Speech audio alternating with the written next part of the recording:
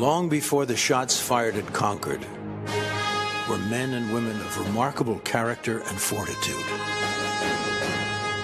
An extraordinary spirit fueled the dreams they held. That spirit lived on to win liberty in the Revolution. It emboldened the Underground Railroads. It strengthened the brave souls at Normandy. It endured with those who gallantly fought the spread of communism. And on 9/11, that same spirit was found in the men and women storming the gates of death to save precious lives. The spirit of heroism thrives in the presence of tyranny, disaster. It is stronger than any virus. Yet there are those who condemn our heroes, seek to erase history and deconstruct the American ideal, remake America into something it was never intended to be. But the spirit of heroism stands in the breach. It lives in the heart, it breathes in the soul, and is woven into the courageous fabric of Americans like you. It preserves liberty. It strengthens families. It empowers the extraordinary. The spirit of heroism inspires us to act when others are in need, to do the right thing. Join us tonight. Dream heroic dreams. Celebrate America, land of the free, home of the brave.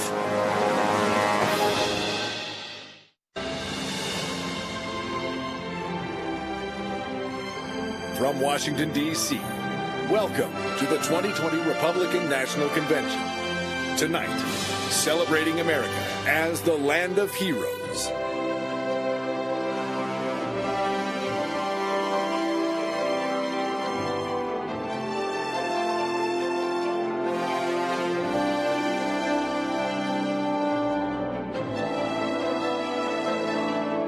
Lord, Almighty God, we come before you this evening and pray for your divine protection over our brothers and sisters in the path of storms along our Gulf Coast. You are our rock and our shelter in the midst of the storms of life. You are the God who commands the winds and the waves, and we pray that you will provide refuge to our people. O Lord, you have granted us certain natural rights, such as the right to speak freely, life, liberty, the pursuit of happiness, as well as religious freedom, the right to assemble, and the right to self-defense. Only in America have these God-given rights so flourished and been categorized as belonging to the people, embodying the very essence of our government. Father, we pray that this outlook and mindset, this form of government continues, as has been our history, especially now when, to our horror, it is being challenged. And so we pray that God gives strength and health to our president, who has splendidly demonstrated daily his determination to defend and maintain the God-given rights of our citizens, as enshrined in our Constitution and in our Declaration, eloquently passed down through our Judeo-Christian tradition. President Trump has stood up fearlessly against those who are corrupting the term social justice so as to deny Americans their birthright and these divine gifts. May God protect him. May God bless all those in government and among our citizens who seek to honor, defend, and preserve our heritage. This land was founded in an epic and providential moment. Like the revelation at Sinai, it was the moment when the vision of God rendezvoused with the soaring and noble plans of appointed men. Yet, every so often, apace various generations, we are compelled to resurrect and give rebirth to our providential beginning, to renew our present days with the exuberance of those founding days. Perhaps that is what is meant when we say, "Make America Great Again." We pledge to vigilantly protect and tend the garden so as to imbibe its blessed fruits. May God continue to make America great, and may we continue to be His people, one nation, under God. And let us say, Amen. I pledge allegiance to the flag of the United States of America and to the republic for which it stands, one nation, under God, indivisible, with liberty and justice for all.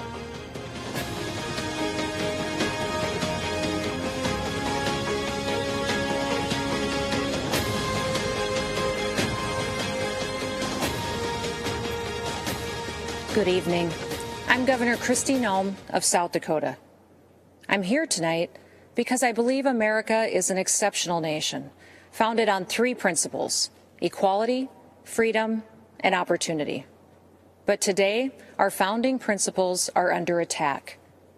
This year, the choice for Americans is between a man who values these ideals and all that can be built because of them, and a man who isn't guided by these ideals, and coincidentally, has built nothing. Remember, America's battle for independence and fight for self-governance was something that had never been done before.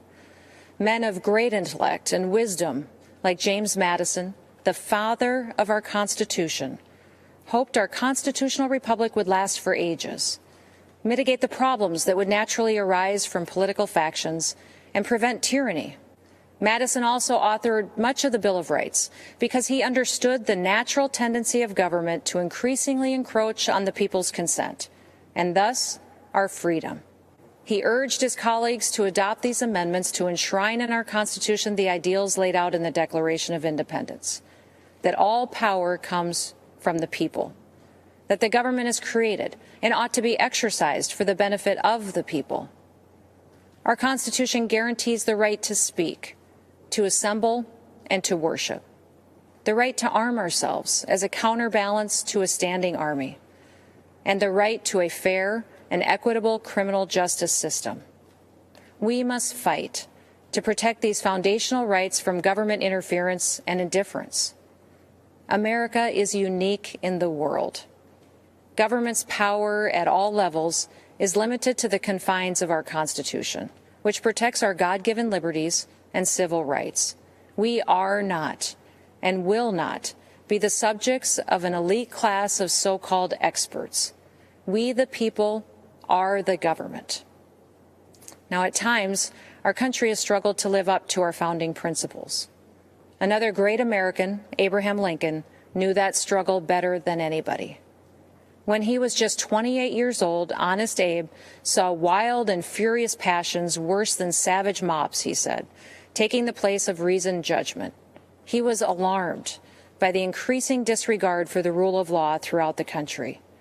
He was concerned for the people that had seen their property destroyed, their families attacked, and their lives threatened or even taken away. These good people were becoming tired of and disgusted with a government that offered them no protection. Sound familiar?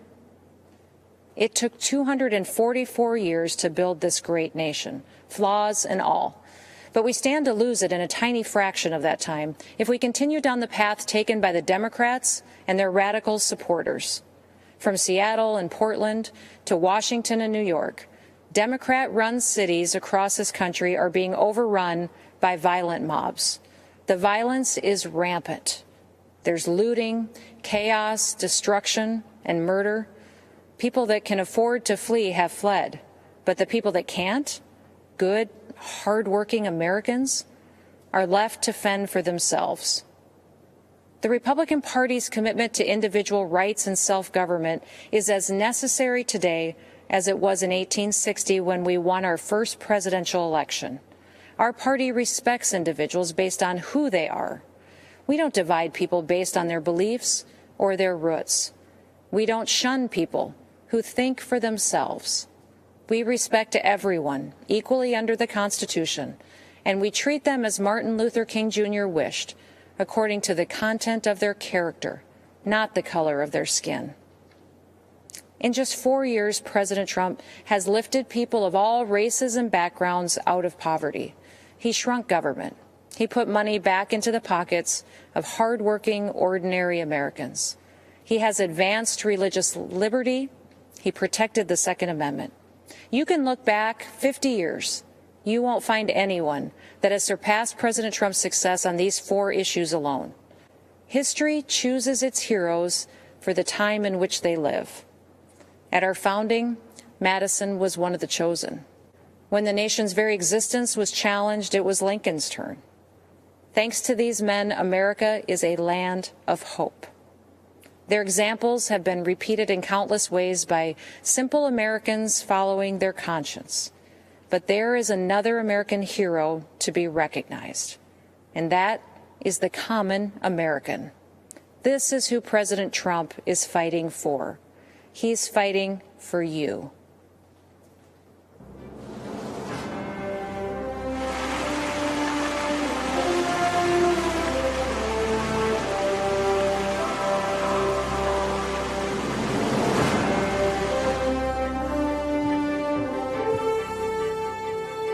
I'm Scott Dane. I represent loggers and truckers in Minnesota, but I also represent a way of life. Logging's been a part of the great American story from the beginning. In fact, if you go to the Capitol Rotunda and look up, you can see loggers on one of the panels, New England settlers carving out a new world from the wilderness. But logging is the most dangerous job in the country. But we embrace that risk because we know America was built by strong people building things together. America needs us to keep building, and we can't wait to be a part of it. But the last time Joe Biden was in the White House, Minnesota lost nearly half of its mills, thousands of jobs, and experienced nearly a decade of decline. It was a similar story in other parts of the country. The administration just didn't seem to care. In 47 years in Washington, Joe Biden hasn't done anything for the timber industry. When plants closed in Duluth, Sartell, Cook, and Bemidji, they were just numbers on a paper to the Obama-Biden administration. To me, they were people and jobs and families. Under Obama-Biden, radical environmentalists were allowed to kill the forests. Wildfire after wildfire shows the consequences. Managed forests, the kind my people work in, are healthy forests. Under President Trump, we've seen a new recognition of the value of forest management in reducing wildfires. And we've seen new support for our way of life, where a strong back and a strong work ethic can build a strong middle class. We want to build families where we were raised and stand by communities that stood by us. We want that way of life available for the next generation, and we want our forests there too. President Trump, thank you for helping us do just that.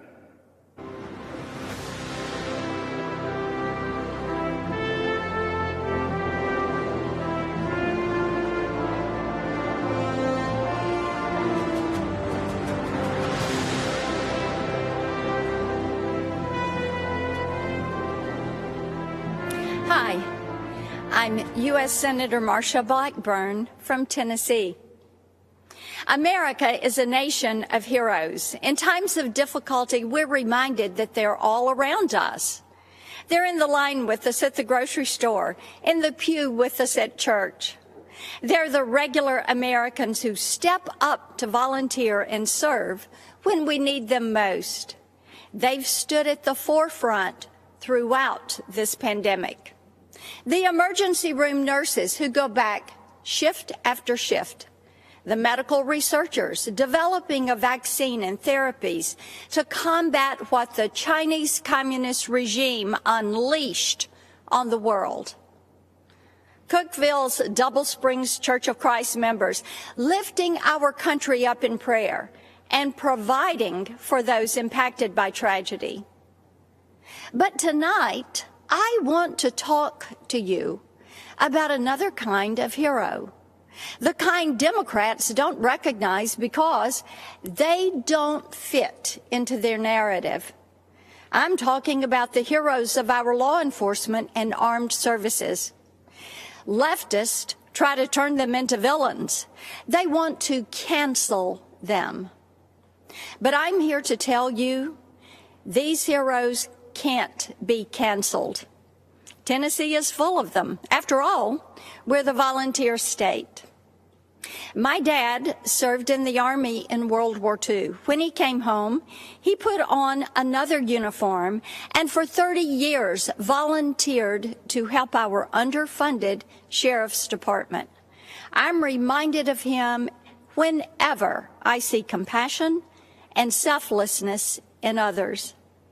When I see law enforcement officers put their lives on the line every single day to keep our communities safe, in spite of the hatred thrown at them. When I see the heroes who volunteer to serve our country, putting their lives on the line for our freedom. Many of these heroes call Tennessee home, and we could not be more proud of the brave men and women of the 101st Airborne Division at Fort Campbell. The common thread between them is a deep-seated desire to serve a cause larger than themselves.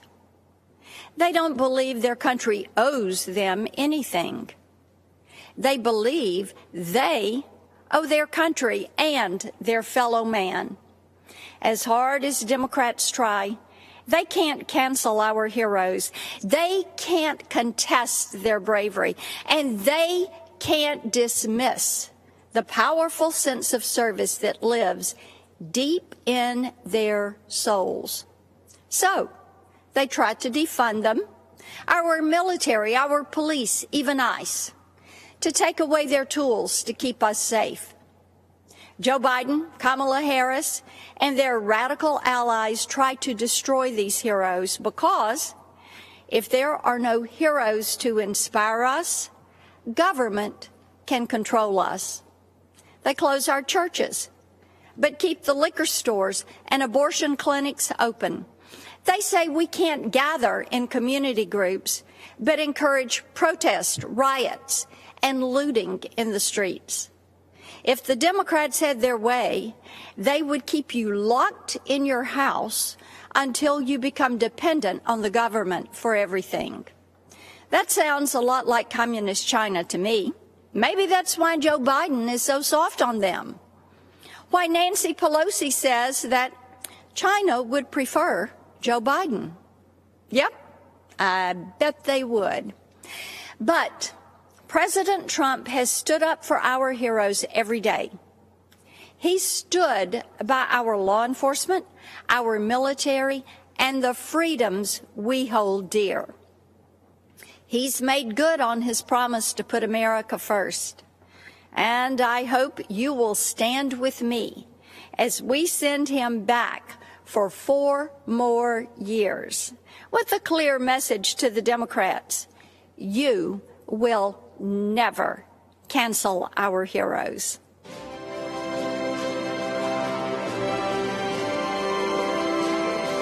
Hi, I'm Congressman Dan Crenshaw. 8 years ago, in the fields of Helmand Province, Afghanistan, a close friend and teammate laid down cover fire against Taliban insurgents so that I could walk, blind and bloodied, to the medevac helicopter and survive. But he didn't. Dave Worson was killed 2 months later. He died a hero to this great country. Here's the truth about America. We are a country of heroes. I believe that. So should you. We are a people with a common set of ideals conceived in liberty. People that have sacrificed time and again for our freedom and the freedom of others. That's something no other country ever, anywhere, can claim. Since 9/11, I've seen America's heroes up close. Some of them saved my life. Some of them saved many others' lives. Many of them never made it home. These heroes acted as if the whole struggle depended on them alone, as if any weakness on their part would be a reflection of the whole nation. That's called duty. And America has a long history of it. Our enemies fear us because Americans fight for good, and we know it. It gives us strength. When our heroes are trusted and equipped, then freedom prevails. The defeat of ISIS was the result of America believing in our heroes, our president having their backs and rebuilding our military so we'd have what we needed to finish the mission. The cowering of the Iranian regime and the restoration of the deterrence once lost is the result of America believing in her own might again. But America's heroism isn't relegated to the battlefield. Every single day we see them, if you just know where to look. It's the nurse who volunteers for back-to-back shifts caring for COVID patients because she feels that's her duty. It's the parent who will relearn algebra because there's no way they're letting their kid fall behind while schools are closed. And it's the cop that gets spit on one day and will save a child's life the next. America is the country where the young military wife with 2 young children answers the unexpected knock at the door, looks the man in uniform in the eye, and even as her whole world comes crashing down, she stands up straight, she holds back tears, and takes care of her family, because she must. This is what heroism looks like. It's who we are. Nation of heroes. We need you now more than ever. We need to remind ourselves what heroism really is. Heroism is self-sacrifice. It's not moralizing and lecturing over others when they disagree. Heroism is grace, not perpetual outrage. Heroism is rebuilding our communities, not destroying them. Heroism is renewing faith in the symbols that unite us, not tearing them down. You see, America is a fabric. It's woven from the threads of history's best stories, best attributes, and greatest ideas. The American spirit reflects the oldest and most important virtues: self-sacrifice, courage, tolerance, love of country, grace, and passion for human achievement. We can decide right now that American greatness will not be rejected nor squandered. As the American founding was grounded in individual liberty, so will be our future. But if we are to rediscover our strength, then it must be an endeavor undertaken by each and every one of us. We must become the heroes that we so admire. America was built by them, and our future will be protected by them. It will be protected by you. So God bless America.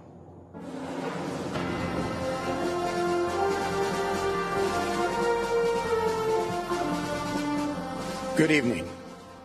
I'm retired Lieutenant General Keith Kellogg. In 1967, at the age of 22, I volunteered to serve my country in Vietnam. From the jungles of Vietnam to the deserts of Iraq, I have gone where my nation asked. I have borne witness to soldiers' last moments on earth, their lives spent in hope and promise of a better future for all Americans.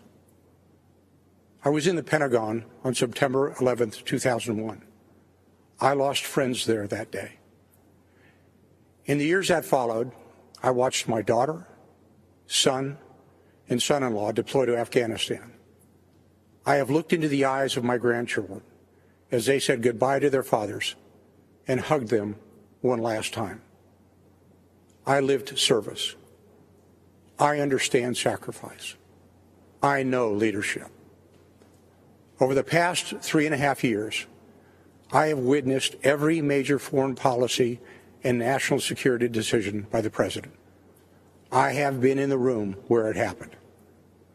I saw only one agenda and one guiding question when tough calls had to be made. Is this decision right for America? When President Donald Trump took office, decades of failed foreign policy had crippled us. He faced wars without end in sight, creation of failed states like Libya and Syria, a past that allowed a terrorist caliphate to grow, and leadership in Washington that allowed our military to atrophy while we spent trillions of dollars abroad instead of investing at home. President Trump has reversed the decline of our military and restructured our national security strategy. With historic investment and vision, our military is now better equipped, better resourced, and better manned than any military in the world. President Trump demolished the terrorist ISIS caliphate in the Middle East and eliminated its leader, al-Baghdadi, one of the world's most brutal terrorists. President Trump took decisive action against Iranian terrorist mastermind, Qasem Soleimani, a man responsible for deaths of hundreds of American servicemen in Iraq.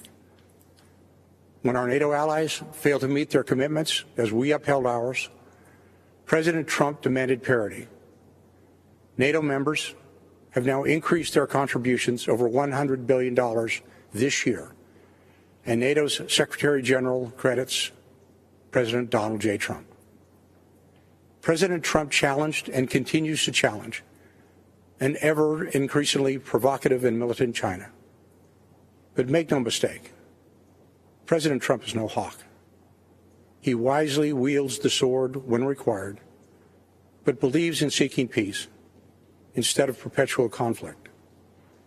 Just over a week ago, our president brokered a peace agreement between the United Arab Emirates and Israel, the first in the Middle East in over 25 years.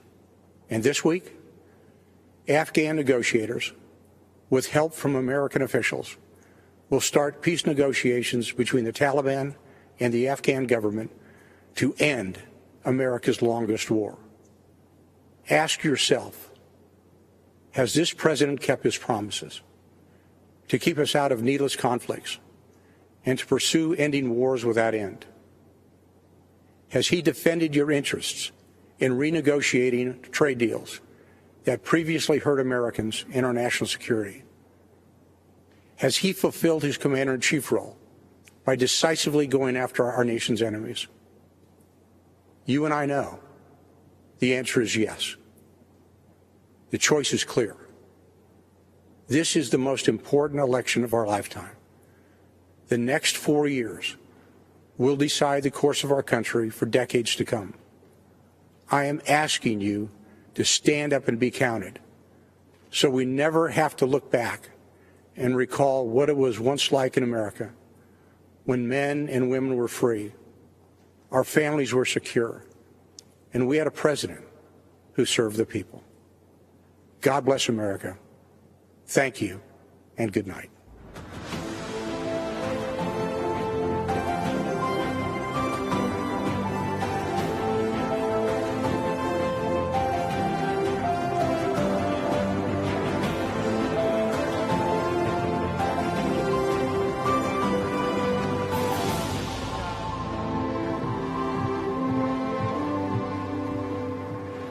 Good evening. My name is Tara Myers. Tonight, I am here as a wife and mother to share how education freedom has personally impacted my family, especially the life of my son Samuel.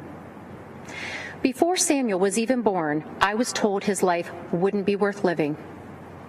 When early tests revealed he had Down syndrome, our doctor encouraged me to terminate the pregnancy. He said, if you do not, you will be burdening your life, your family, and your community. I knew my baby was a human being created by God, and that made him worthy of life. I am thankful that President Trump values the life of the unborn. When we went to register Samuel for kindergarten, we were told to just put him where he would be comfortable. Don't stress him out by trying to teach him. When we pushed for him to attend his neighborhood school with his sisters, we were told, just go home and let us do what we do. When I inquired about functional learning, I was told, this is all you get, like it or not. Well, I did not like it. One size did not fit all. So I helped fight to pass legislation in Ohio for a special needs scholarship so that all students could choose the right program for their needs. I worked to start a new functional learning program at our local private school. Finally, Samuel had an appropriate place to learn. Last December, Samuel was invited to the White House to meet our president and share his thoughts on education freedom. He said, "School choice helped my dreams come true. My school taught me the way I learned best. I was able to fit in. I made many friends. I became a part of my community. My teachers helped me become the best I can be." President Trump shook my hand and said, "Wonderful job, Mom. Your son is amazing." Unlike the doctor who told me to end Samuel's life before it even began, President Trump did not dismiss my son. He showed Samuel he valued him and was proud of what he accomplished. President Trump gave Samuel an equal seat at the table. Tonight, I would like to extend my thanks to President Trump and his administration for their work towards making every student's dream of a meaningful education a reality, and for fighting to ensure every child in America has an equal seat at the table of education freedom and an equal opportunity in life. Thank you, and may God bless America.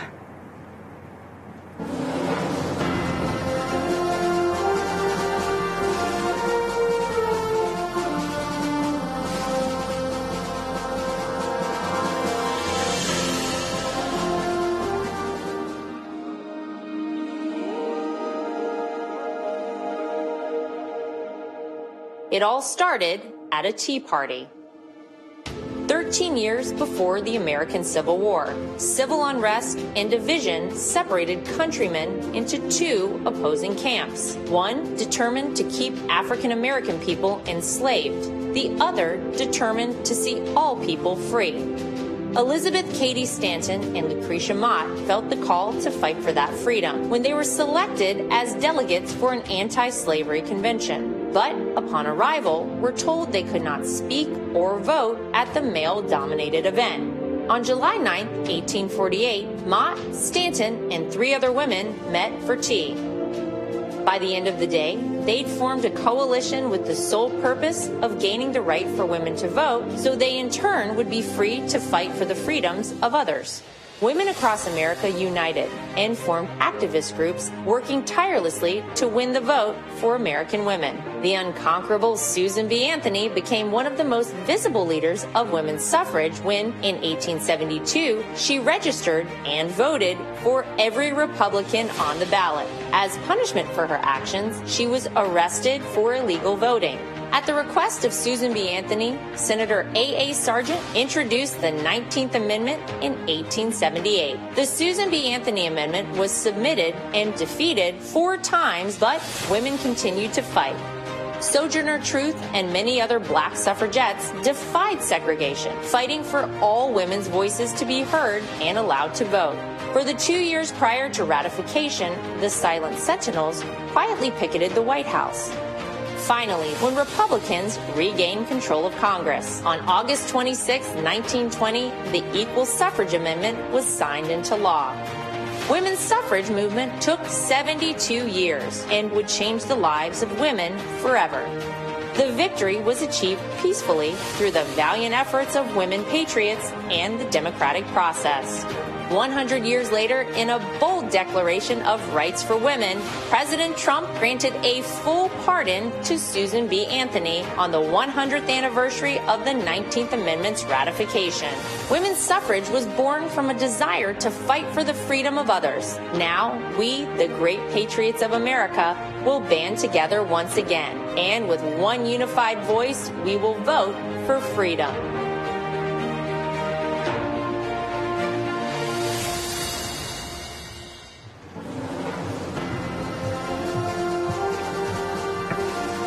I'm Kaylee Mcinerney. You may know me as a supporter of President Trump, but tonight I'm here to share with you how he supported me, both as a new mom and as an American with a pre-existing condition.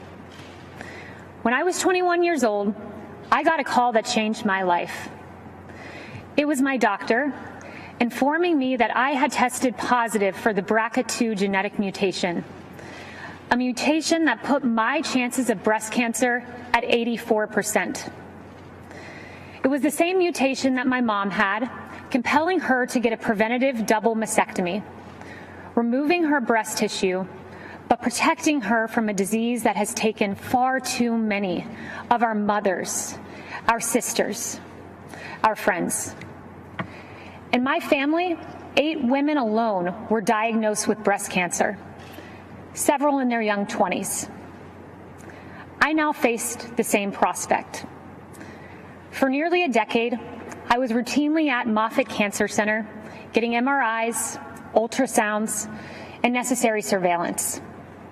During these visits, I crossed paths with brave women battling cancer and fighting through chemotherapy.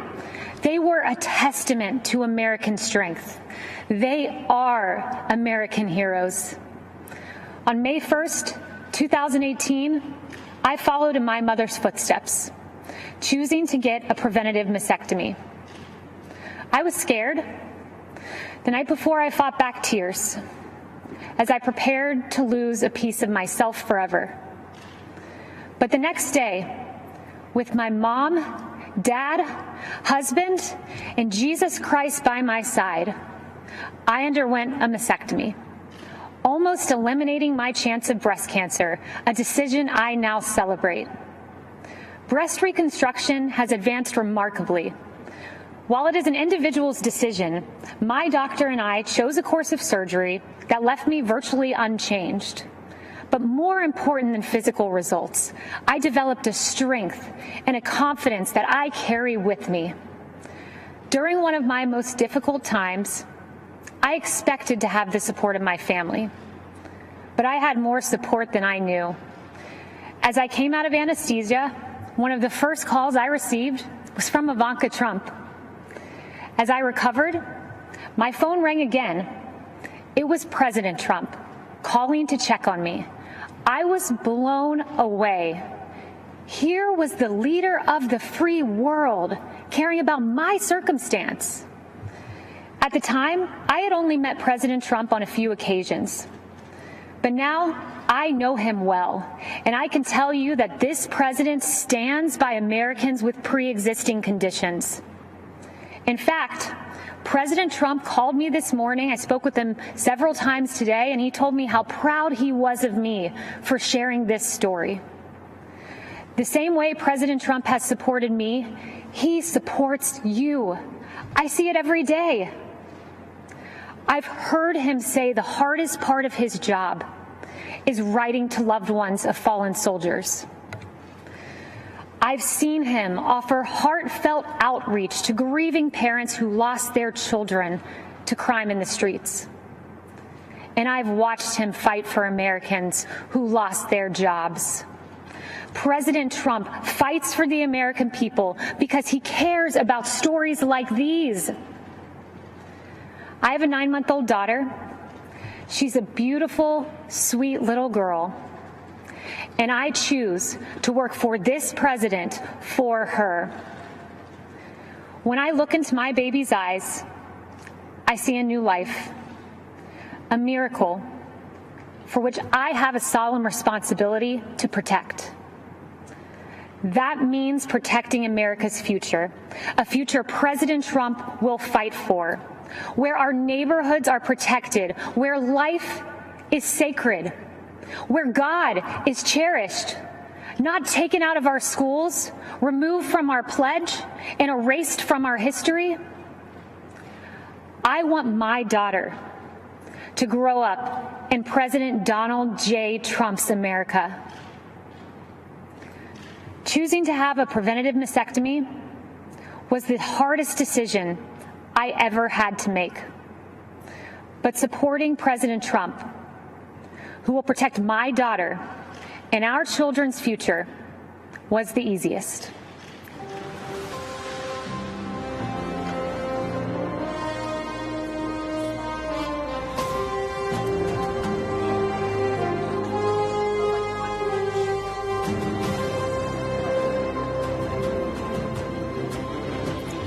Good evening. I'm Karen Pence. My husband is Vice President Mike Pence. 100 years ago today, the 19th Amendment was adopted into the United States Constitution, guaranteeing women the right to vote. Because of heroes like Susan B. Anthony and Lucy Stone, women today, like our daughters, Audrey and Charlotte, and future generations, will have their voices heard and their votes count. The women's suffrage movement was the gateway that led to women having the opportunities to achieve monumental milestones and accomplish significant achievements in both civic and governmental roles.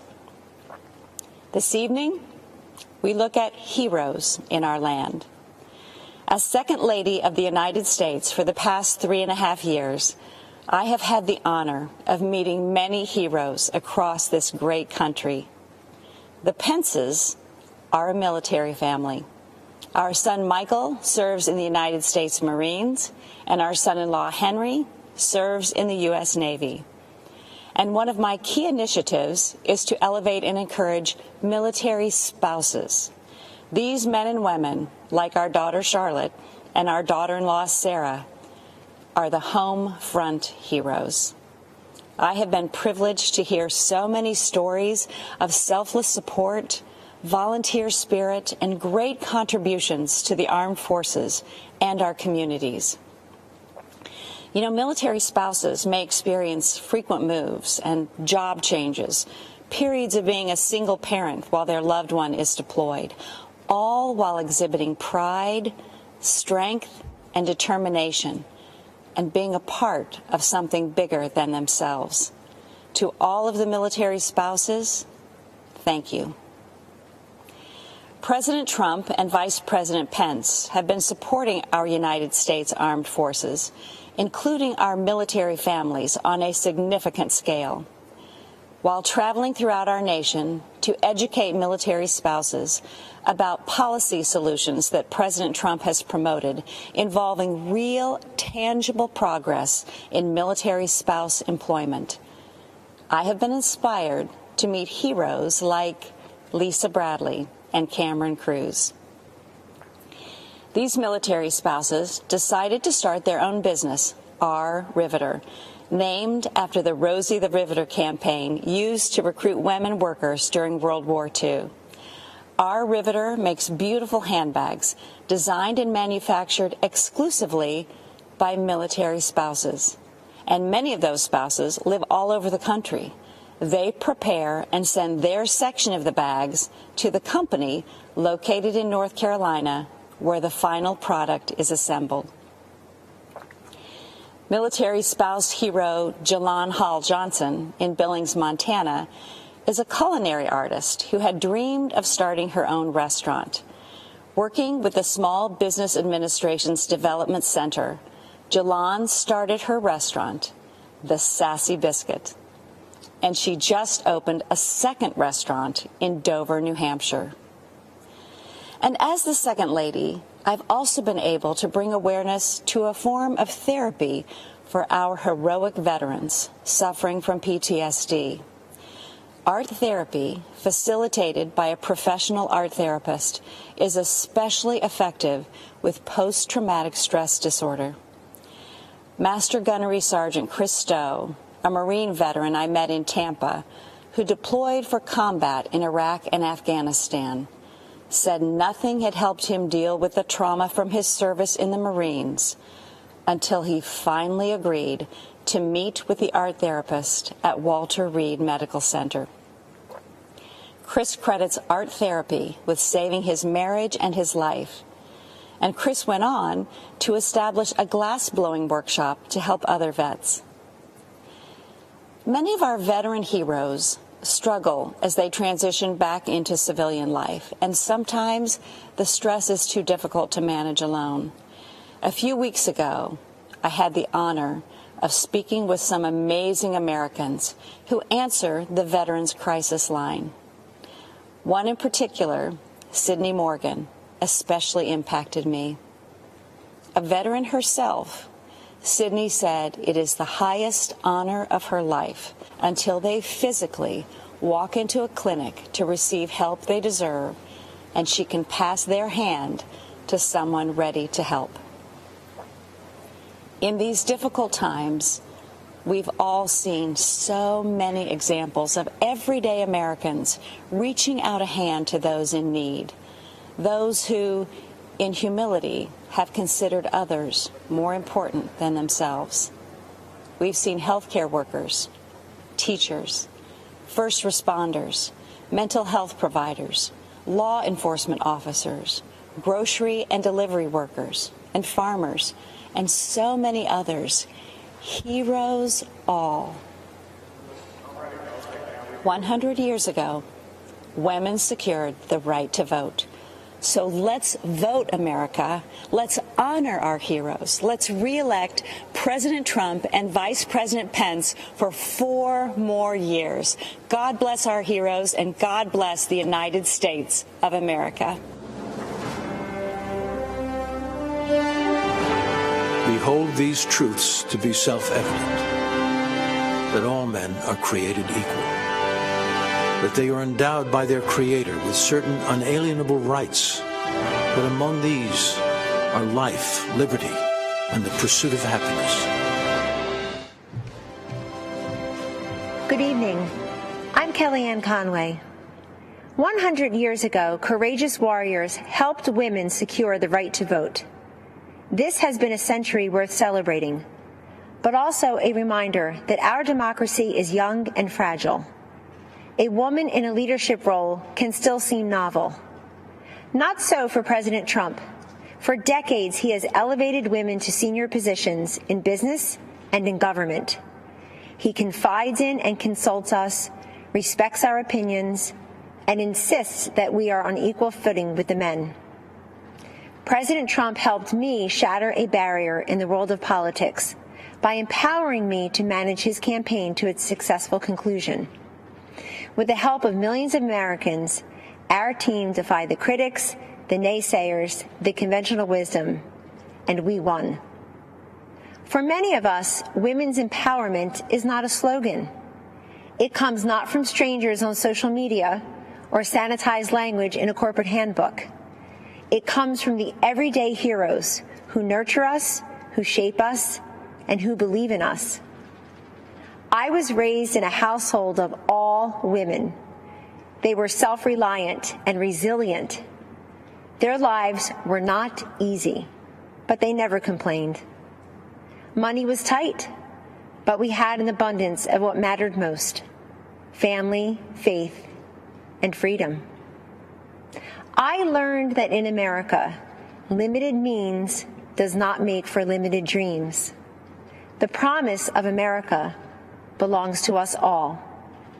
This is a land of inventors and innovators, of entrepreneurs and educators, of pioneers and parents, each contributing to the success and the future of a great nation and her people.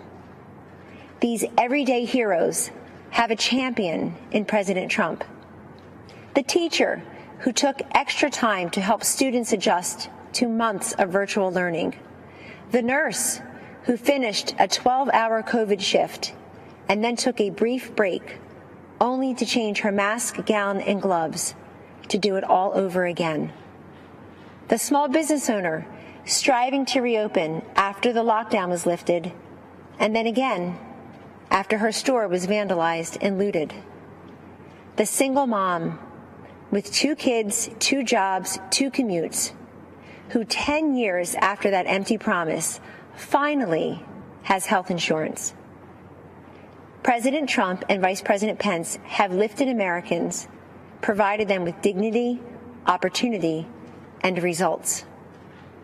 I have seen firsthand many times the president comforting and encouraging a child who has lost a parent who has lost a child, a worker who lost his job, an adolescent who lost her way to drugs.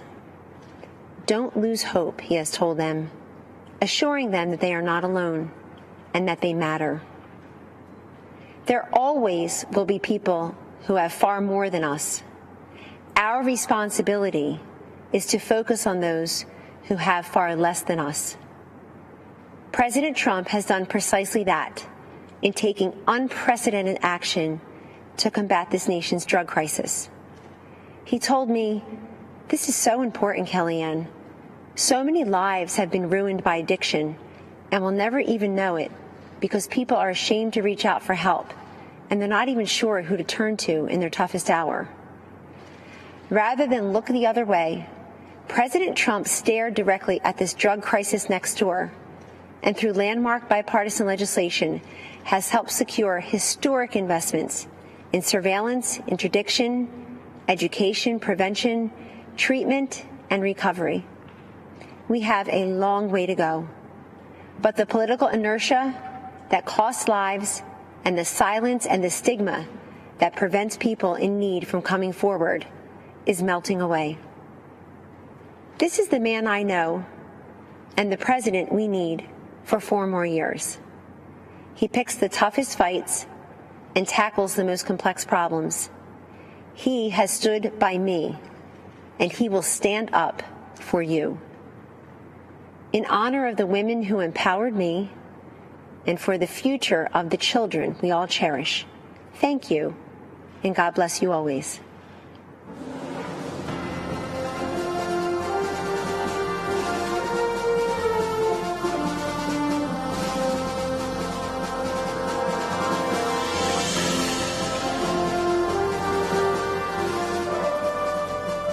Good evening. I'm Sister Dede Byrne, and I belong to the community of the Little Workers of the Sacred Hearts of Jesus and Mary. Last 4th of July, I was honored to be one of the President's guests at his Salute to America celebration. I must confess that I recently prayed while in chapel, begging God to allow me to be a voice and instrument for human life. And now here I am, speaking at the Republican National Convention. I guess you better be careful for what you pray for. My journey to religious life was not a traditional route, if there is such a thing. In 1978, as a medical school student at Georgetown University, I joined the Army to help pay for my tuition and ended up devoting 29 years to the military, serving as a doctor and a surgeon in places like Afghanistan and Egypt's Sinai Peninsula. After much prayer and contemplation, I entered my religious order in 2002, working to serve the poor and the sick in Haiti, Sudan, Kenya, Iraq, and in Washington, D.C. Humility is at the foundation of our order, which makes it very difficult to talk about myself. But I can speak about my experience working for those fleeing war-torn and impoverished countries all around the world. Those refugees all share a common experience. They have been all marginalized, viewed as insignificant, powerless, and voiceless. And while we tend to think of the marginalized as living beyond our borders, the truth is the largest marginalized group in the world can be found here in the United States. They are the unborn. As Christians, we first met Jesus as a stirring embryo in the womb of an unwed mother and saw him born 9 months later in the poverty of the cave. It's no coincidence that Jesus stood up for what was just and was ultimately crucified because what he said wasn't politically correct or fashionable. As followers of Christ, we are called to stand up for life against the politically correct or fashionable of today. We must fight against a legislative agenda that supports and even celebrates destroying life in the womb. Keep in mind, the laws we create define how we see our humanity. And we must ask ourselves, what are we saying when we go into a womb and snuff out an innocent, powerless, voiceless life?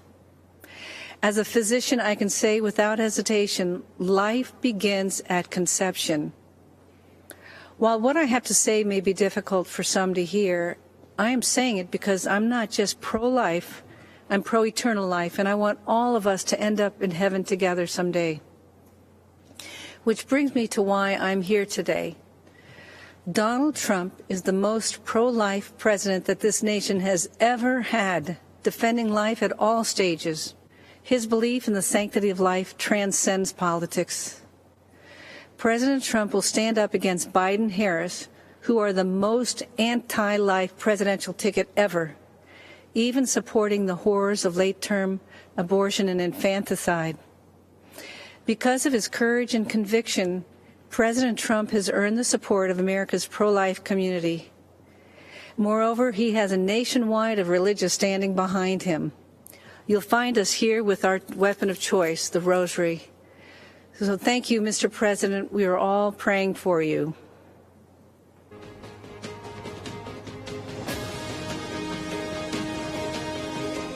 I'm Lou Holtz. Many of you might know me as Coach Holtz, or maybe that football guy. It is a pleasure, a blessing, and an honor for me to explain why I believe that President Trump is a consistent winner, an outstanding leader, and deserves to be reelected as our president. First, I want you to know that I grew up in a one-bedroom house in West Virginia. I may have been poor, but the lessons my parents taught me were priceless. They taught me that life is about making choices.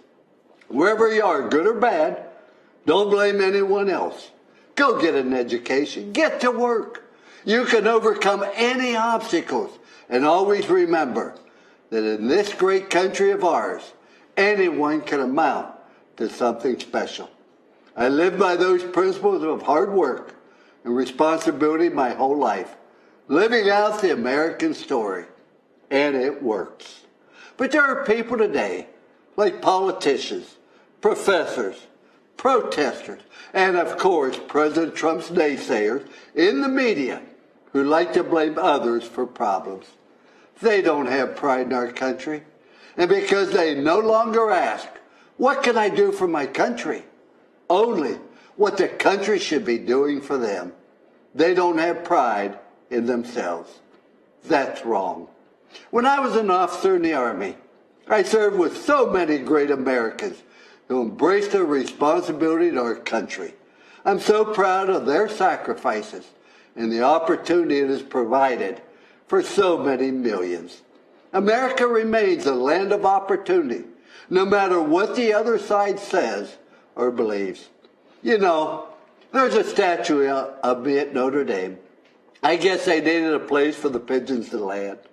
But if you look closely, you will see these three words there: trust, commitment, and love. All my life, I've made my choices based on these three words. I use these three rules to make choices about everything. My beloved wife of 59 years, athletes I coached, and of course, politicians, even President Trump. I ask myself three things. One, can I trust them? When a leader tells you something, you got to be able to count on it. That's President Trump. He says what he means what he says, and he's done what he said he would do at every single turn. One of the important reasons he has my trust is because nobody has been a stronger advocate for the unborn than President Trump. The Biden-Harris ticket is the most radically pro-abortion campaign in history. They and other politicians are Catholics in name only and abandon innocent lives. President Trump protects those lives. I trust President Trump. The second question I ask is, are they committed to doing their very best? President Trump always finds a way to get something done. If you want to do something bad enough, you will find a way. If not, you'll find an excuse. And excuses are a lot easier to find than solutions. President Trump finds solutions. President Trump is committed. And the third question I ask is, do they love people? Do they care about others? To me, this is very clear. President Trump has demonstrated through his prison reform, advocating for school choice and welfare reform, and he wants Americans from all walks of life to have the opportunity to succeed and live the American dream. President Trump loves our country and our great people. Trust, commitment, and love. In President Trump, we have a president we can trust, who works hard at making America greater and who genuinely cares about people. If I apply this test to Joe Biden, I can't say yes to any of these three questions. I used to ask our athletes at Notre Dame, if you did not show up, who would miss you and why? Can you imagine what would happen to us if President Trump had not shown up in 2016 to run for president? I'm so glad he showed up. Thank you for showing up, Mr. President. I encourage everyone who loves this country, who loves America, to show up in November for President Trump. Thank you.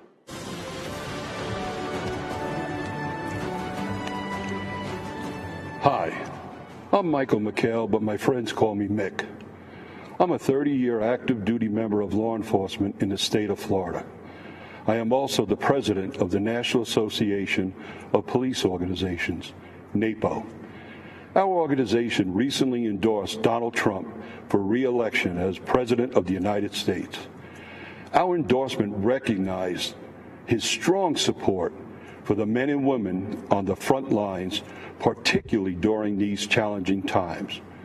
We value his support of aggressive federal prosecution of those who attack our police officers, his signing of the Law Enforcement Mental Health and Wellness Act, and his support for permanently authorizing funds to support 9/11 first responders and their families.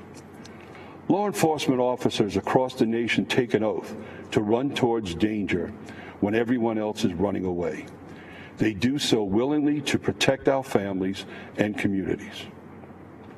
I'm proud that the overwhelming majority of American police officers are the best of the best and put their lives on the line without hesitation. And good officers need to know their elected leaders and the department brass have their backs. Unfortunately, chaos results when failed officials in cities like Portland, Minneapolis, Chicago, and New York make the conscious decision not to support law enforcement.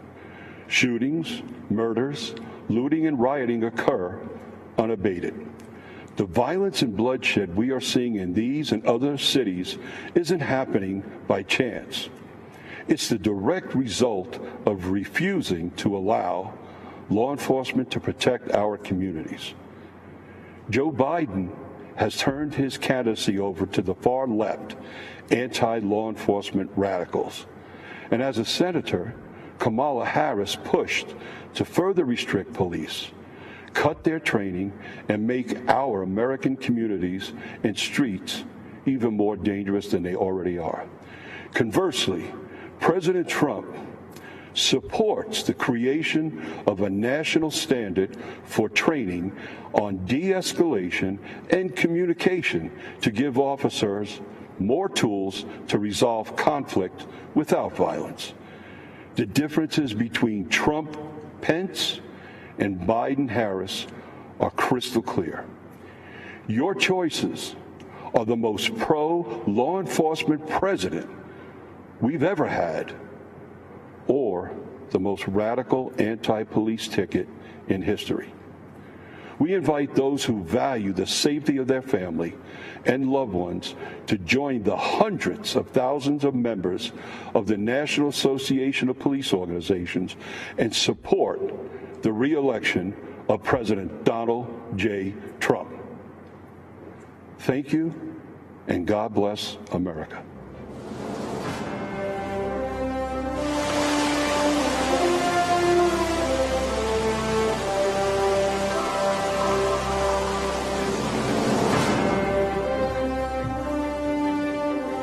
I'm Congresswoman Elise Stefanik, and I am honored to represent New York's 21st Congressional District, the cradle of the American Revolution. It's where almost 250 years ago, brave patriots fought in the battles of Saratoga to turn the tide of the Revolutionary War. It's where 40 years ago in Lake Placid, a team of amateur hockey players out-hustled, out-skated, and defeated the Soviet Union, stunning the world and giving us the unforgettable Miracle on Ice. And today, it's home to Fort Drum and the historic 10th Mountain Division, the most deployed unit in the U.S. Army since 9/11, where I saw firsthand President Trump graciously thank and honor our men and women in uniform and sign the largest pay raise for our troops in a decade.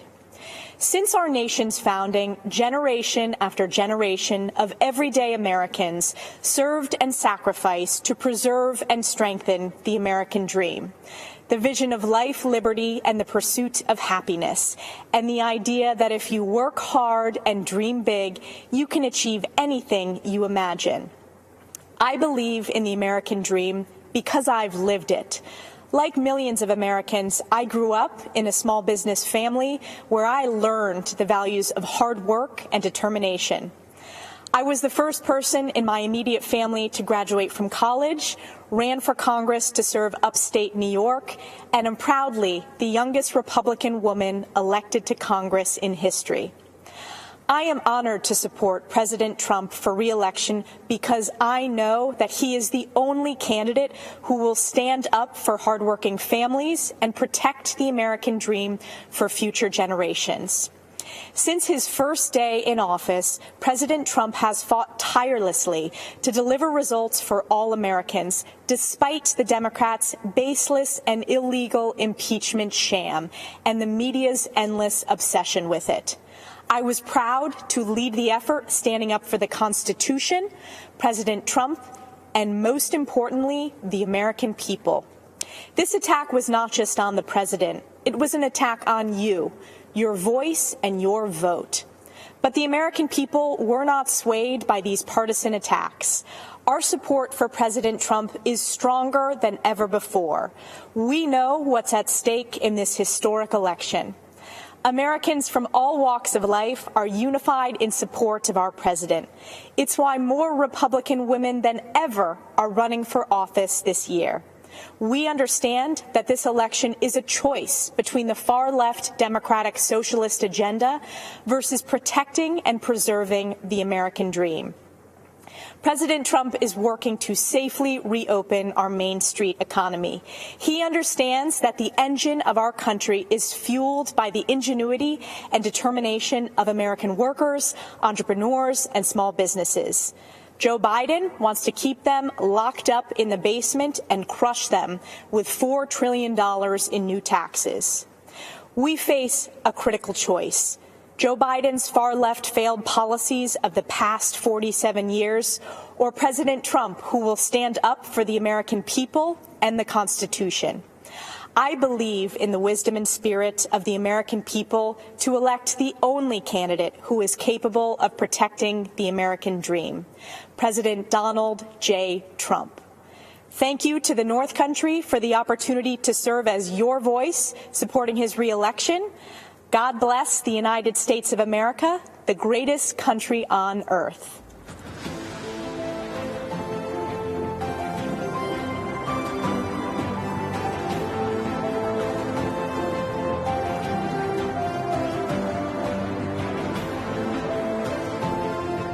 Good evening.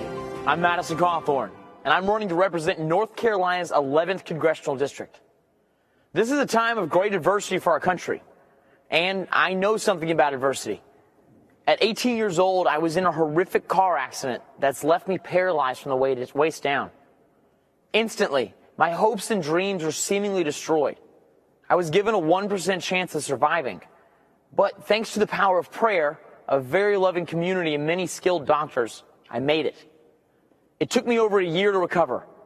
My first public outing in a wheelchair was to a professional baseball game. You know, before my accident, I was 6'3". I stood out in the crowd. But as I wheeled through the stadium, I felt invisible. At 20, I thought about giving up.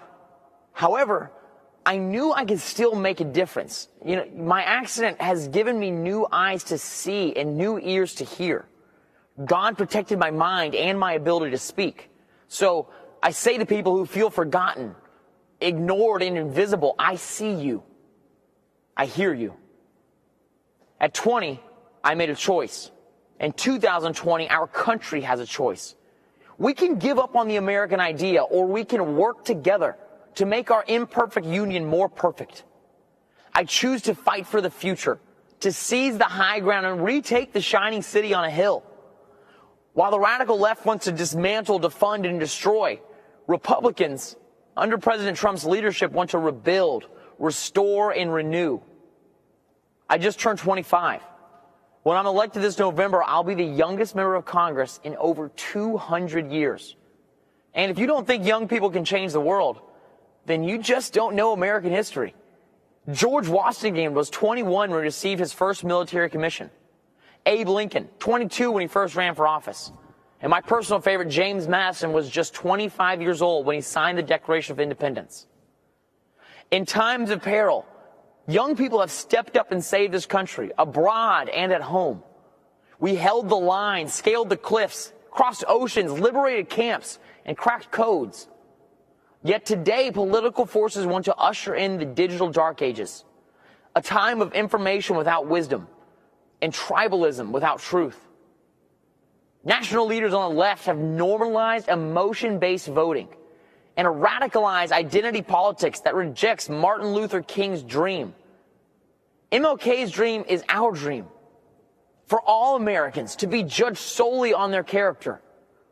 Millions of people risk their lives every year to come here because they believe in the dream of MLK and the American dream. Join us as we, the Party of Freedom, double down on ensuring the American dream for all people. We are committed to building a new town square. It welcomes all ideas and all people. Here we will have freedom of speech, not freedom from speech. To liberals, I say let's have a conversation. Be a true liberal. Listen to other ideas and let the best ones prevail. And to conservatives, I say let's define what we support and win the argument in areas like healthcare and on the environment. In this new town square, you don't have to apologize for your beliefs or cower to a mob. You can kneel before God, but stand for our flag.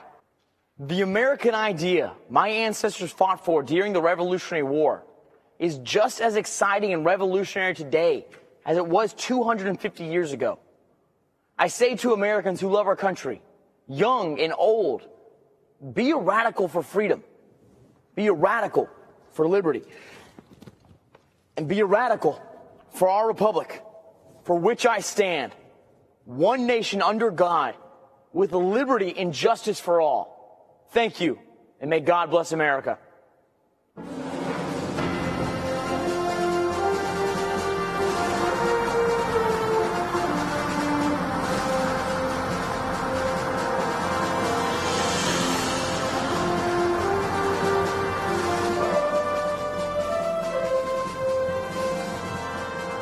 I'm Jack Brewer, a former three-time NFL team captain, college professor, coach, husband, son, and father. I'm also a lifelong Democrat, but I support Donald Trump. Let me be clear.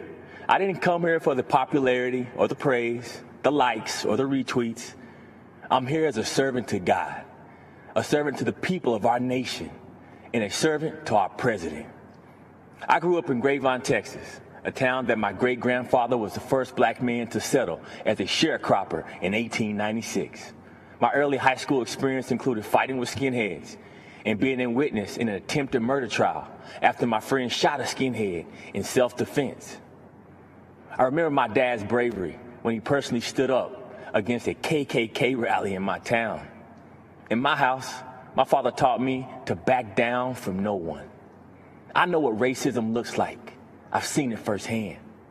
In America, it has no resemblance to President Trump. And I'm fed up with the way he's portrayed in the media, who refuse to acknowledge what he's actually done for the black community. It's confusing the minds of our innocent children. Before I left to come deliver this message, my energetic 8-year-old son Jackson stopped me and said, "Dad, can you please just tell everyone that all lives need to matter and that God loves everyone?" In that moment, I realized that my 8-year-old had figured out what so many adults have seemed to forget. We are not as divided as our politics suggests. At some point, for the sake of our children, the policies must take priority over the personalities. So because you have an issue with President Trump's tone, you're going to allow Biden and Harris to deny our underserved black and brown children school choice? Are we so offended by the president's campaign slogan, "Make America Great Again," that we're going to ignore that Joe Biden and Kamala Harris have collectively been responsible for locking up countless black men for nonviolent crimes? Are you going to allow the media to lie to you by falsely claiming that he said there were very fine white supremacists in Charlottesville? He didn't say that. It's a lie. And ignore the so-called Black Lives Matter organization that openly, on their website, calls for the destruction of the nuclear family. My fellow Americans, our families need each other. We need black fathers in the homes with their wives and children. The future of our communities depend on it. I'm blessed to be able to run inner city youth programs and to also teach in prisons across America. The inmates in my federal prison program literally receive days off their sentence just for attending my class. And that's thanks to President Donald Trump and his First Step Act. President Trump cared about these Americans and their families, even when so many others had left them behind and had written them off. I'm forever grateful for President Trump for that. He endures relentless attacks, and so do many of us, like myself, who support him. But my mama always told me, when the Lord starts blessing, the devil starts messing. This convention marks a time to celebrate our history. Republicans are the party that freed the slaves and the party that put the first black men and women in Congress. It's the party of Frederick Douglass and Abraham Lincoln. And now, Tim Scott and Donald Trump. Our president has made incredible strides to end mass incarceration and give unprecedented opportunities for black in America to rise. America, let this election be a call for all God's people who are called by his name to humble ourselves and pray together and to seek his face and to turn from our wicked ways. Then he will hear us from heaven and he will forgive our sins and he will heal our land. Amen. And God bless America.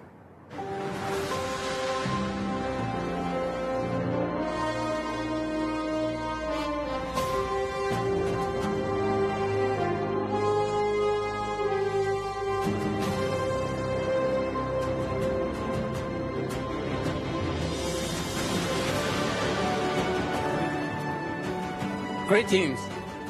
My name is Chen Guangcheng. Standing up to tyranny is not easy, I know. When I spoke out against China's one-child policy and other injustices, I was prosecuted, beaten, sent to prison, and put under house arrest by the Chinese Communist Party, the CCP. In April 2012, I escaped and was given shelter in the American Embassy in Beijing. I'm forever grateful to the American people for welcoming me and my family to the United States, where we are now free. The CCP is an enemy of humanity. It is terrorizing its own people, and it is threatening the well-being of the world. In China, expressing beliefs or ideas not approved by the CCP, religion, democracy, human rights can lead to prison. The nation lives under mass surveillance and censorship. The U.S. must use its values of freedom, democracy, and the rule of law to gather a coalition of other democracies to stop CCP's aggression. President Trump had led on this, and we need the other countries to join him in this fight, a fight for our future. Standing up to fight unfairness isn't easy, I know.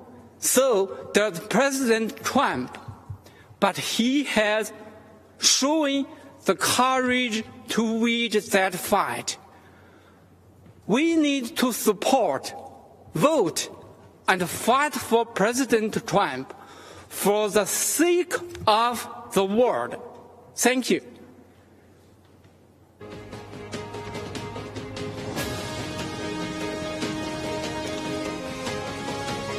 I'm Congressman Lee Zeldin. Tonight, as we celebrate America as a land of heroes. I'm here at a VFW Post of Heroes in West Hampton Beach, New York. I've seen amazing Americans in action. Raised in a law enforcement family, deployed to Iraq as an 82nd Airborne paratrooper, and serving today in the Army Reserve. My generation of post 9/11 veterans has huge shoes to fill. Following our greatest generation that fought tyranny and saved the world. All over our country, everyday heroes serve and sacrifice for the greater good. Farmers, truckers, craftsmen, these heroes keep America running, and President Trump fights for them every day. This year, we've especially relied on one particular group of heroes, frontline medical workers. My twin daughters, Michaela and Ariana, were born over 14 weeks early. They weighed just 1.5 pounds. At 2 weeks, Michaela went into septic shock, had a stroke, and underwent brain surgery, leaving 1/3 of the left side of her brain a hole. Her doctors didn't believe Michaela would survive, fearing dire permanent consequences even if she did. Through the miracles of modern medicine, power of prayer, and her will to live, my daughters are now starting high school and doing great, with no long-term effects from those frightful months in the NICU. So when I learned my county's PPE stockpile was depleted, I immediately thought of those healthcare workers who saved my baby girls.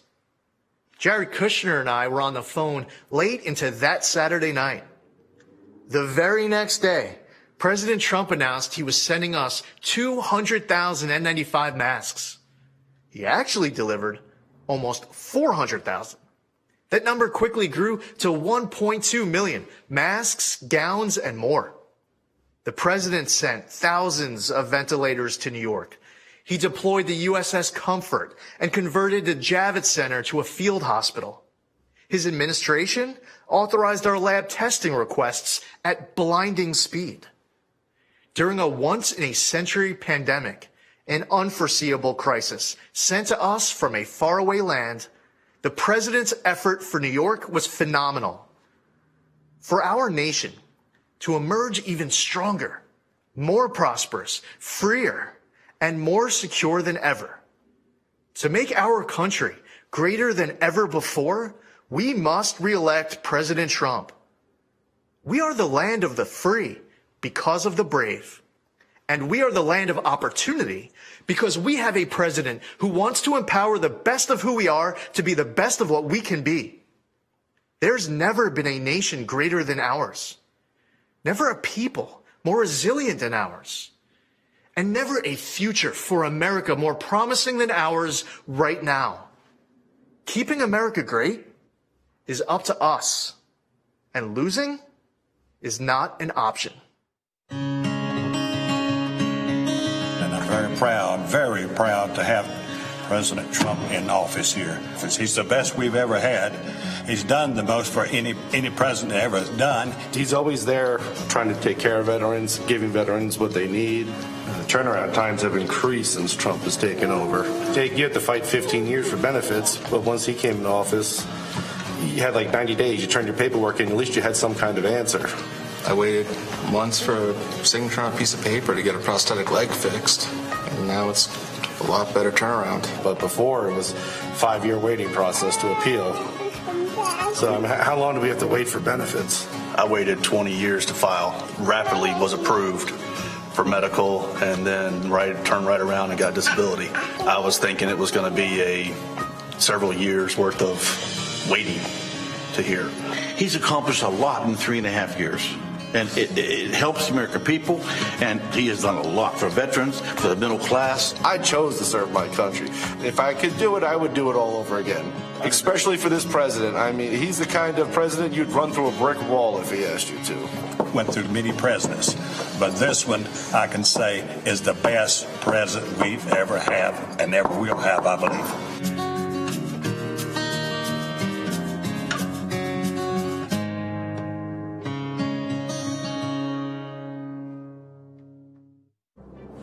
Hello, everyone, and thank you for inviting me into your home this evening. It's truly a privilege. My name is Joni Ernst. I was raised on a small family farm here in Iowa, where I learned the importance of faith, hard work, and service. I worked my way through college, then dedicated my life to serving my country as a local official, a battalion commander in the military, and as a U.S. Senator.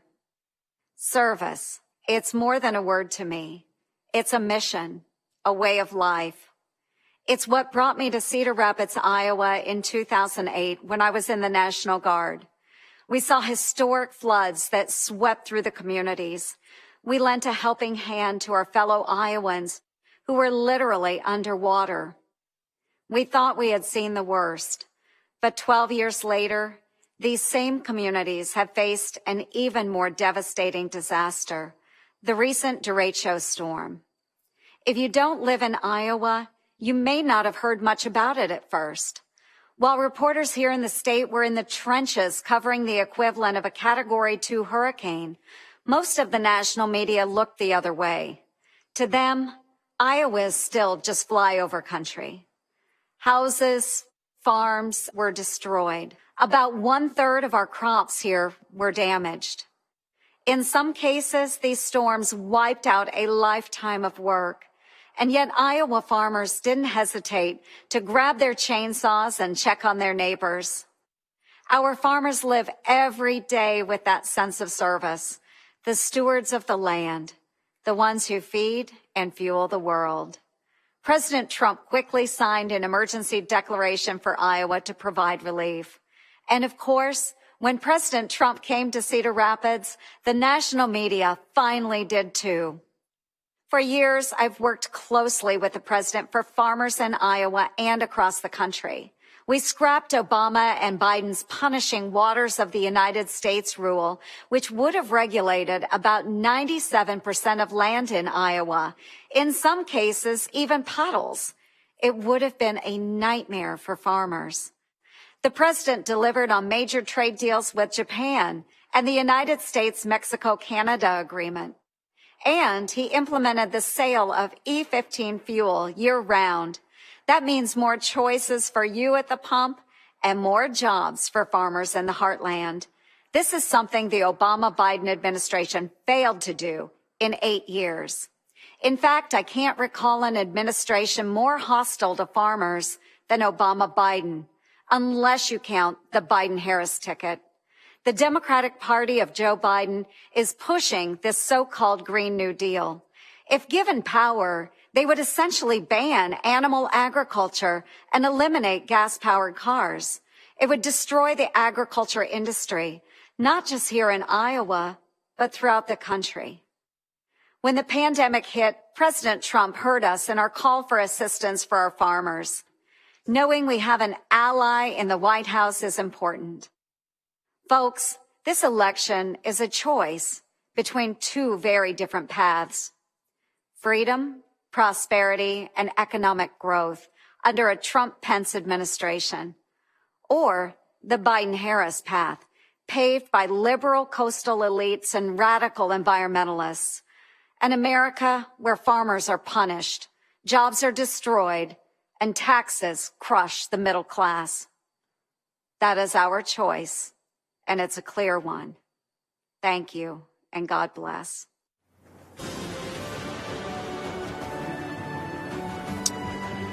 Ladies and gentlemen, I'm Burgess Owens.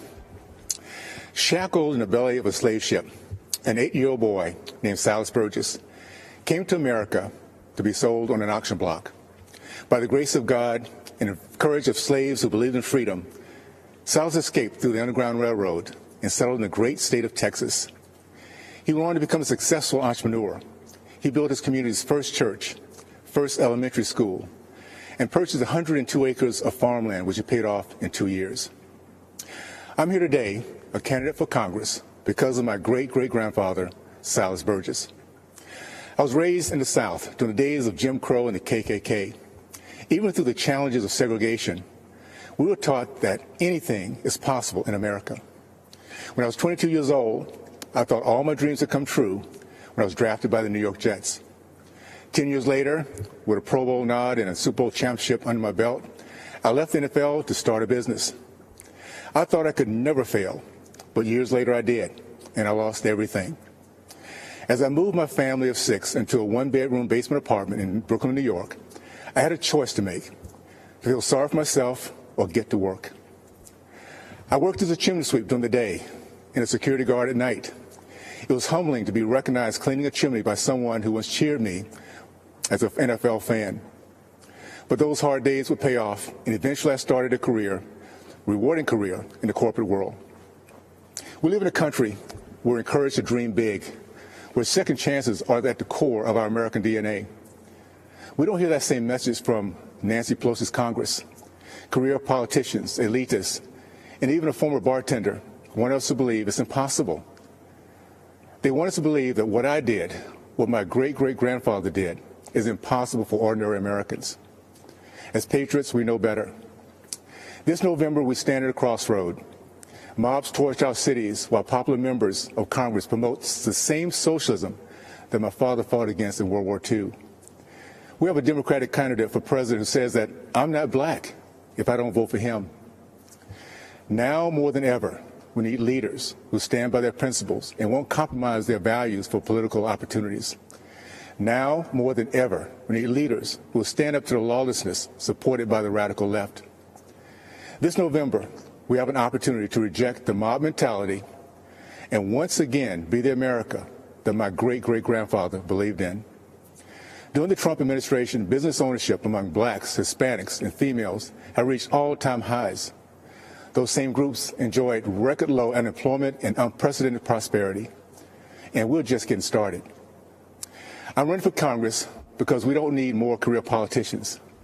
We need a few more chimney sweeps. We need more leaders like President Trump who understand the freedoms that make up the fabric of America. My fellow Americans, specifically my Democrat and independent friends, it is now time for us to unite and put aside partisan barriers. Help us win back the House, keep the Senate, and give our president 4 more years, and I promise you, we will make you proud. Thank you, and God bless the United States of America.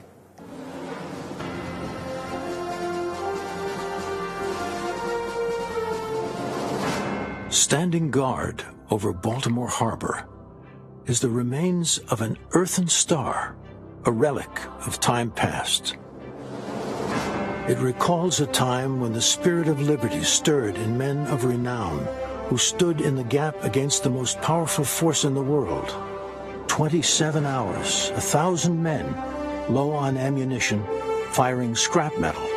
The battle raged, insurmountable odds. A darkness fell upon this new nation. In the midst of the fight, the heroes of Fort McHenry were unmoved. The light of dawn overcame the darkness. The gallant flag hoisted above Fort McHenry, torn and battered, stood, victoriously observing a dejected enemy slowly retreating into the rising sun, inspiring the anthem of our nation. The spirit of liberty, not to be denied, the earthen star, Fort McHenry, a reminder of those brave patriots who, having done all, stood and prevailed. It is why we stand today, honoring past, present, and future generations of freedom-loving Americans when we hear the anthem and raise the Star-Spangled Banner.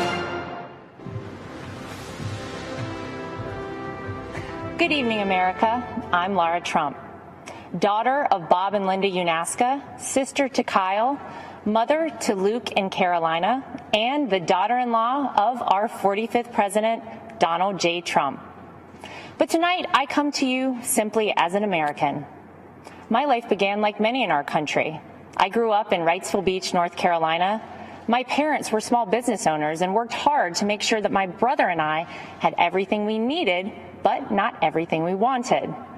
My parents raised me to believe that in America, I could achieve anything with hard work and determination, that the opportunities available to me were limited only by the size of my ambition, that I should dream big, And I did. Those very dreams are what led me to New York City. I'd heard the adage, if I can make it there, I can make it anywhere. And I intended to do just that. Never in a million years did I think that I would be on this stage tonight, and I certainly never thought that I'd end up with the last name Trump. My 7th grade English teacher, Mrs. B, used to tell us, believe none of what you hear, half of what you read, and only what you're there to witness firsthand. The meaning of those words never fully weighed on me until I met my husband and the Trump family. Any preconceived notion I had of this family disappeared immediately. They were warm and caring, they were hard workers, and they were down to earth. They reminded me of my own family. They made me feel like I was home. Walking the halls of the Trump organization, I saw the same family environment. I also saw the countless women executives who thrived there year after year. Gender didn't matter. What mattered was the ability to get the job done. I learned this directly when, in 2016, my father-in-law asked me to help him win my cherished home state and my daughter's namesake, North Carolina. Though I had no political experience, he believed in me. He knew I was capable, even if I didn't. So it didn't surprise me when President Donald Trump appointed so many women to senior-level positions in his administration. Secretary of the United Nations, Secretary of the Air Force, the first female CIA director, the first black female director of the Fish and Wildlife Service, and countless ambassadors, just to name a few. Under President Trump's leadership, women's unemployment hit the lowest level since World War II. 4.3 million new jobs have been created for women. In 2019 alone, women took over 70% of all new jobs. Female small business ownership remains at an all-time high, and 600,000 women have been lifted out of poverty, all since President Trump took office. He didn't do these things to gain a vote or check a box. He did them because they're the right things to do. 100 years ago today, the 19th Amendment was ratified, granting the right to vote to every American woman. And since that day, incredible strides have been made by women in America. From Amelia Earhart to Rosa Parks and Sally Ride, women shaped our history and are part of what has made our country the most exceptional nation in the world. I often think back to my 24-year-old self, driving alone in my car from North Carolina to New York City. And I think about what I'd tell myself now as we head towards the most critical election in modern history. This is not just a choice between Republican and Democrat or left and right. This is an election that will decide if we keep America America or if we head down an uncharted, frightening path towards socialism. Abraham Lincoln once famously said, "America will never be destroyed from the outside. If we falter and lose our freedoms, it will be because we destroyed ourselves." While those words were spoken over 150 years ago, never have they been more relevant. Will we choose the right path and maintain the unique freedoms and boundless opportunities that make this country the greatest in the history of the world? Will we remain the beacon of hope for those around the world fighting oppression, communism, and tyranny? The choice is ours. I know the promise of America because I've lived it, not just as a member of the Trump family, but as a woman who knows what it's like to work in blue-collar jobs, to serve customers for tips, and to aspire to rise. When I look at my son Luke and my daughter Carolina, I wonder, what sort of country will I be leaving for them, for our future generations? In recent months, we've seen weak, spineless politicians cede control of our great American cities to violent mobs. Defund the police is the rallying cry for the new radical Democrat Party. Joe Biden will not do what it takes to maintain order, to keep our children safe in our neighborhoods and in their schools, to restore our American way of life. We cannot dare to dream our biggest dreams for ourselves or for our children while consumed by worry about the safety of our families. President Trump is the law and order president, from our borders to our backyards. President Trump will keep America safe. President Trump will keep America prosperous. President Trump will keep America America. If you're watching tonight and wrestling with your vote on November 3rd, I implore you, tune out the distorted news and biased commentary and hear it straight from someone who knows. I wasn't born a Trump. I'm from the South. I was raised a Carolina girl. I went to public schools and worked my way through a state university. Mrs. B from my 7th grade English class was right. What I learned about our president is different than what you might have heard. I learned that he's a good man, that he loves his family, that he didn't need this job, that no one on earth works harder for the American people, that he's willing to fight for his beliefs and for the people and the country that he loves. He is a person of conviction. He is a fighter and will never stop fighting for America. He will uphold our values.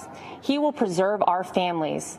And he will build upon the great American edict that our union will never be perfect until opportunity is equal for all, including and especially for women. Our 40th president, Ronald Reagan, said it best: "The dreams of people may differ, but everybody wants their dreams to come true. And America, above all places, gives us the freedom to do that." It's up to us to keep this country a place where no dream is out of reach for our children and generations beyond. To my father-in-law, thank you for believing in me. Thank you for bravely leading this country, and thank you for continuing to fight every day for America. May God bless and protect the Gulf states in the path of the hurricane. May God bless our troops, and may God continue to bless this incredible country.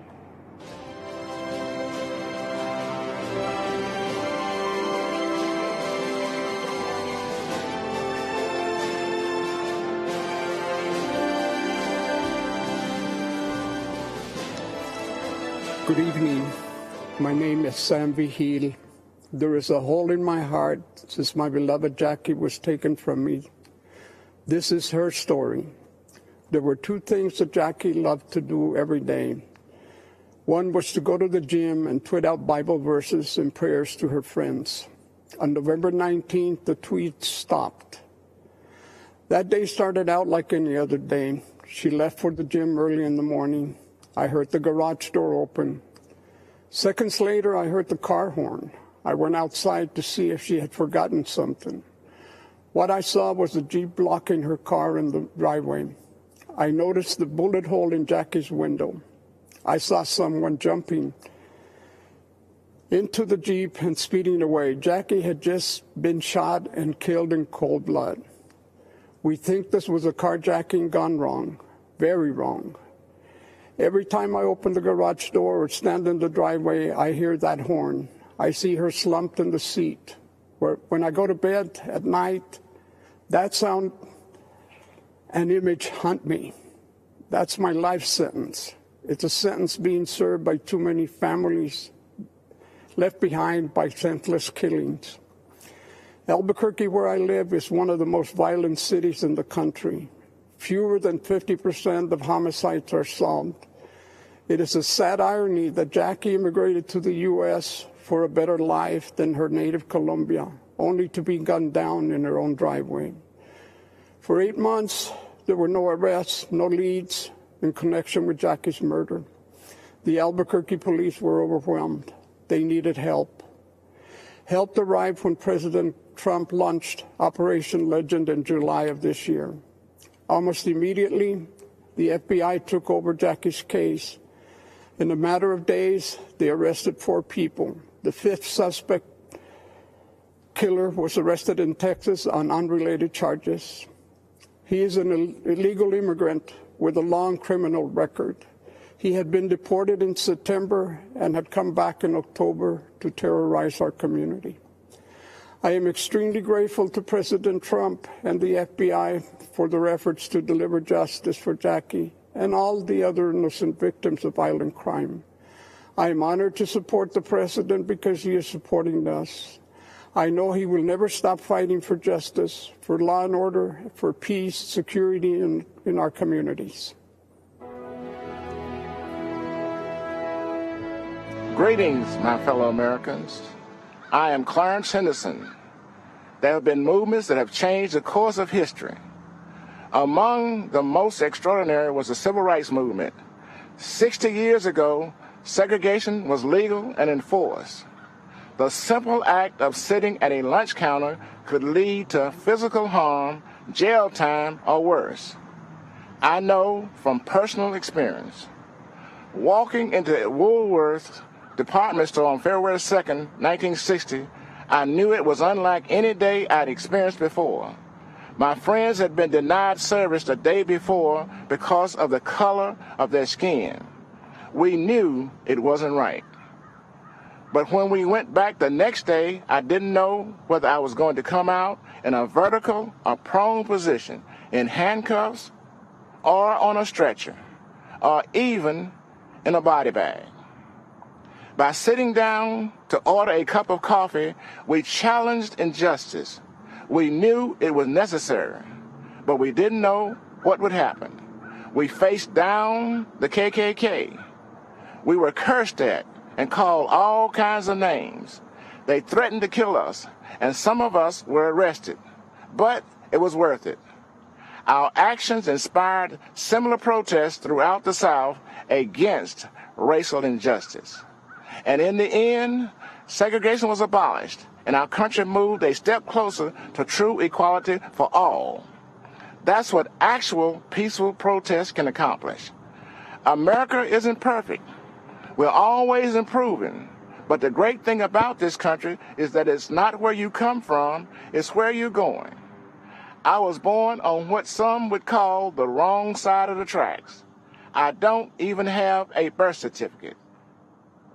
I never attended an integrated school, and am the only one out of my immediate family who graduated from college, an HBCU. I'm a military veteran and a civil rights activist. And you know what else? I'm a Republican, and I support Donald Trump. If that sounds strange, you don't know your history. It was the Republican Party that passed the 13th Amendment, abolishing slavery. It was a Republican Party that passed the 14th Amendment, giving black men citizenship. It was the Republican Party that passed the 15th Amendment, giving black men the right to vote. Freedom of thought is a powerful thing. There are Americans, voters all over the country, who media is trying to convince to conform to the same old Democratic talking points. You know what that'll get you? The same old results. Joe Biden had the audacity to say, if you don't vote for him, you ain't black. Well, to that, I say, if you do vote for Biden, you don't know history. Donald Trump is not a politician. He's a leader. Politicians are a dime a dozen. Leaders are priceless. The record funding Trump gave HBCUs is priceless too. So are the record number of jobs he created for the black community, and the investment he drove into our neighborhoods with tax incentives and opportunity zones. And so are the lives he restored by passing criminal justice reform, where 91% of the inmates released are black. These achievements demonstrate that Donald Trump truly cares about black lives. His policies show his heart. He has done more for black Americans in 4 years than Joe Biden has done in 50. Donald Trump is offering real and lasting change, an unprecedented opportunity to rise, a country that embraces the spirit of the civil rights movement of the 60s, a place where people are judged by the content of their character, their talents and abilities, not by the color of their skin. This is the America I was fighting for 60 years ago. This is the America Donald Trump is fighting for today. Let's all join in this fight for re-electing President Trump on November 3rd. Thank you.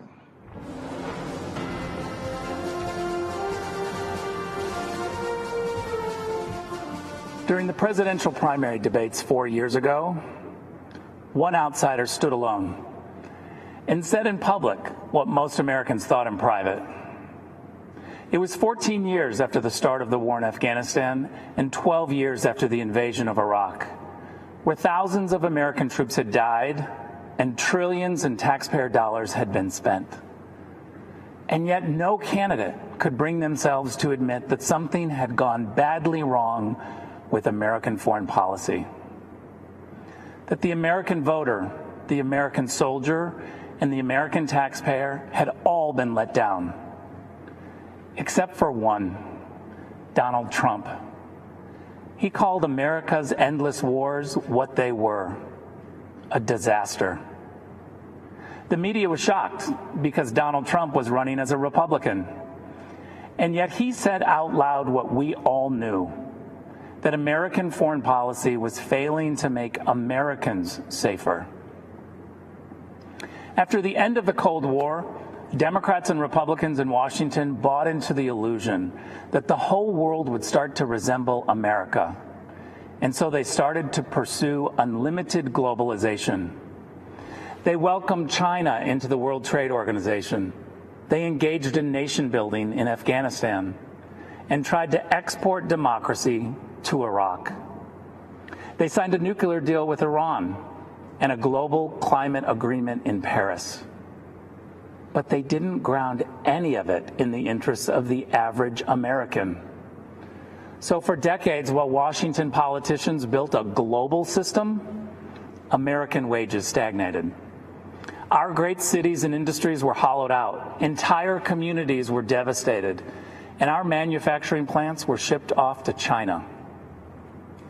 That's what happened when Washington stopped being the capital of the United States and started being the capital of the world.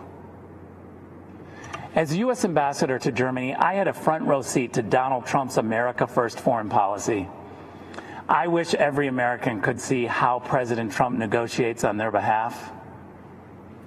I've watched President Trump charm the Chancellor of Germany while insisting that Germany pay its NATO obligations.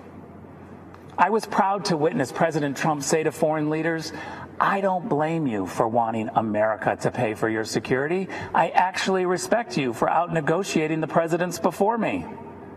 But it stops with me. I won't let the American taxpayer be taken advantage of." Donald Trump's administration has always made clear that our priority is the American people's security. That's the job of all leaders, to put their people first. And we've seen how this strategy has succeeded. In 4 short years, Donald Trump has led even some Washington Democrats to agree on the Chinese threat, on trade deals that benefit America first, on alliances that share responsibility. In 4 years, Donald Trump didn't start any new wars. He brought troops home. He rebuilt the military and signed peace deals that make Americans safer.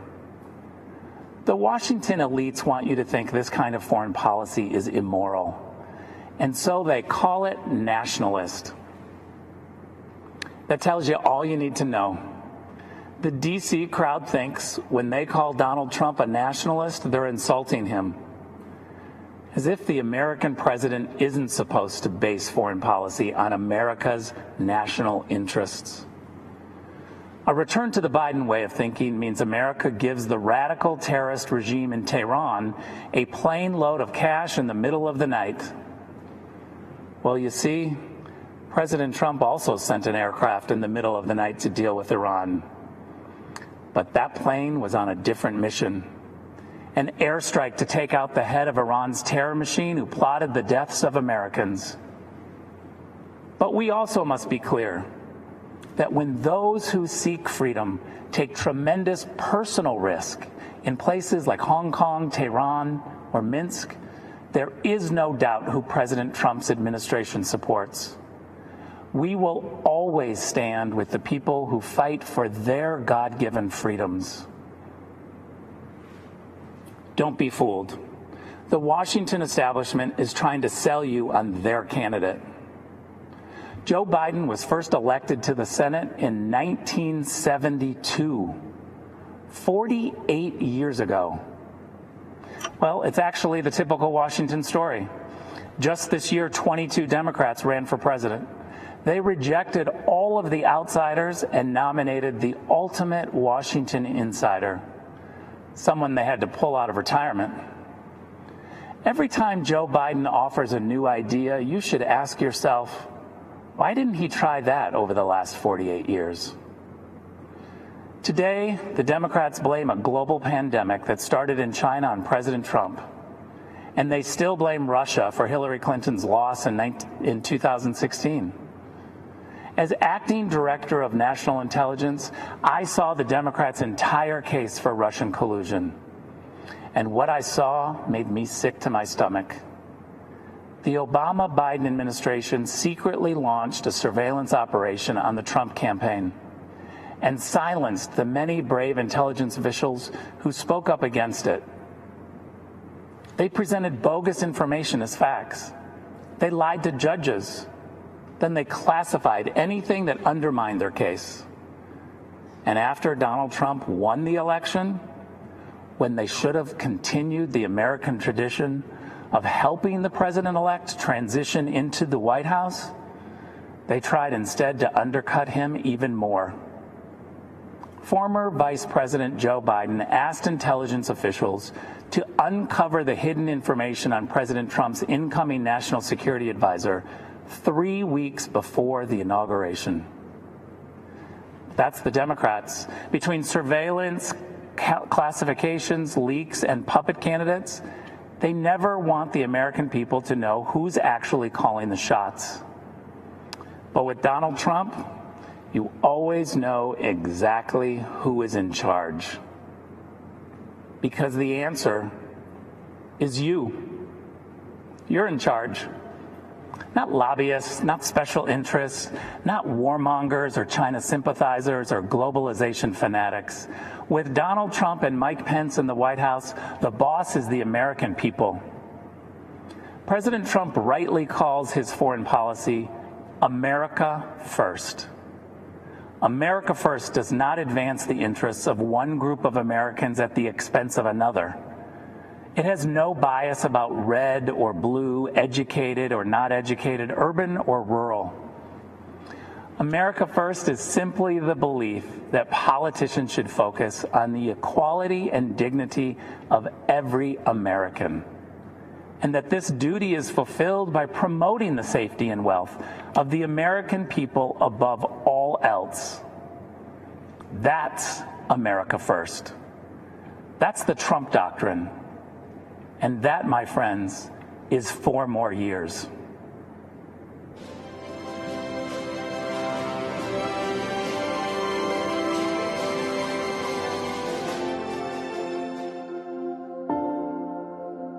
By dawn's early light, millions of Americans give thanks for this land, our liberties, and those who defend it.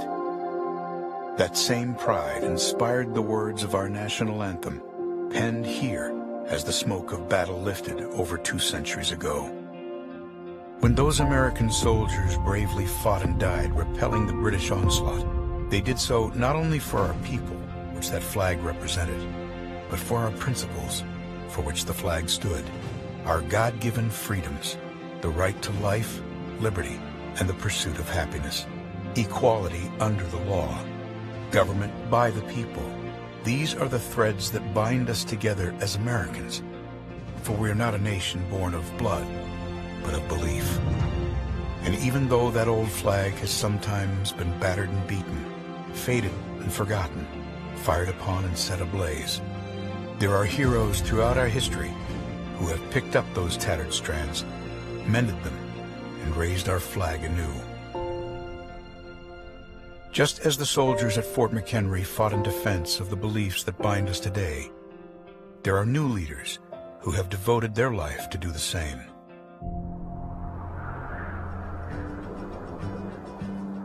Greetings across the amber waves of grain. This is Mike Pence. Across Indiana highways and homes, his voice warmly welcomed Hoosiers each morning. Mike Pence filled the radio waves with conservative commentary, guarding our American ideals. But much like the man who inspired him, Mike didn't grow up a Republican. As President Reagan said, freedom is never more than 1 generation away from extinction. His grandfather was a hard-working Irish immigrant who drove a bus to provide for his family. His father served our nation bravely in the Korean War and earned a Bronze Star. Mike was the third of 6 children, raised here in Columbus, Indiana, with a cornfield in his backyard. The foundation of America is freedom, and the foundation of freedom is faith. It was in this small Indiana town his foundation of faith in Jesus Christ was laid. And from that conviction sprung his love of people and service to others. It was at a church service where Mike met the love of his life, Karen. They married and have 3 children, Michael, Charlotte, and Audrey. I'm a Christian, a conservative, and a Republican, in that order. Mike became the president of a free market think tank, the host of a statewide conservative radio show, and then a congressman. In Washington, Mike quickly became known as a foremost defender of freedom. He led conservatives in the fight to protect our time-honored values of family, faith, life, liberty, and limited government. Our nation's strength begins at home, because strong families make a strong America. Mike earned the trust of the people of his state and became the 50th governor of Indiana. He delivered the largest state tax cut in Indiana history, expanded school choice, led the country in manufacturing, and helped more Hoosiers get to work than ever before. But he wasn't through. ABC News has learned that Donald Trump will choose Indiana Governor Mike Pence to be his running mate. I would like to introduce a man who I truly believe will be the next vice president of the United States, Governor Mike Pence. As our vice president, Mike Pence has held tightly to those threads of freedom woven through our history. Leading with those principles alongside President Trump, our nation experienced prosperity like never before. He is solid as a rock. He's been a fantastic vice president. And now, in these uncertain days, we are equipped to overcome. In times of trouble, some call to retreat from those ideals. But Americans throughout history have lifted them in triumph, hope, and resilience. Mike Pence knows those stars and stripes do not merely represent who we are, but more importantly, what we can be. As the sun rises again on America, we lift our eyes to those lofty truths, to guide our country and every one of us to greater heights. In this land of the free and home of the brave. Vice President Mike Pence.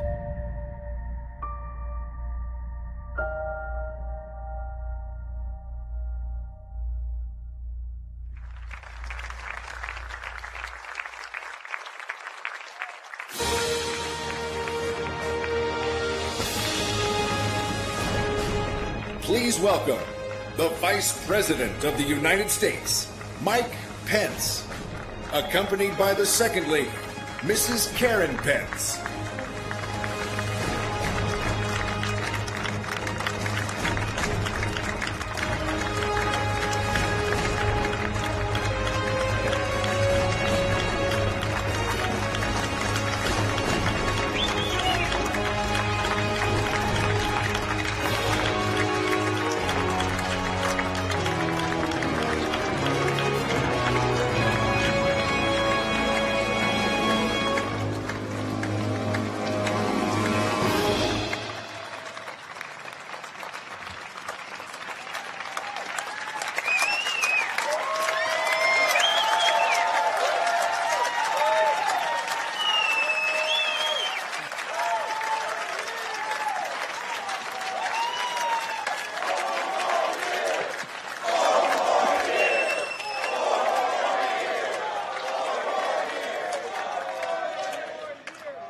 Good evening, America.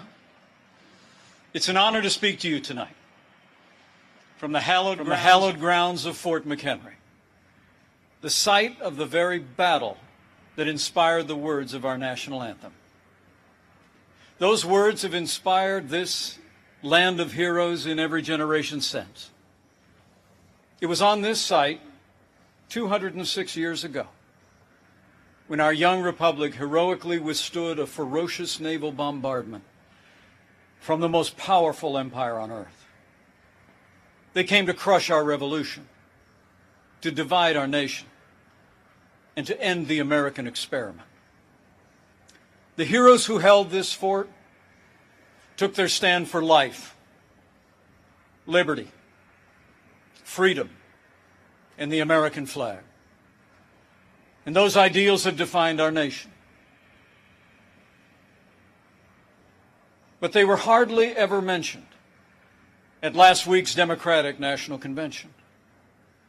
Instead, Democrats spent 4 days attacking America. Joe Biden said that we were living through a season of darkness. But as President Trump said, where Joe Biden sees American darkness, we see American greatness.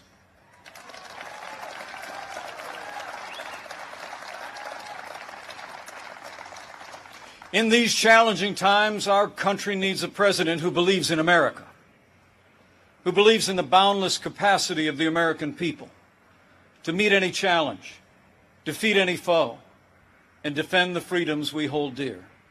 America needs 4 more years of President Donald Trump in the White House.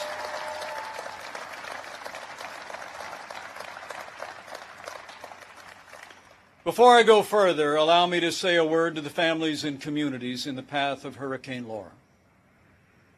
Our prayers are with you tonight, and our administration is working closely with authorities in the states that will be impacted. FEMA has mobilized resources and supplies for those in harm's way.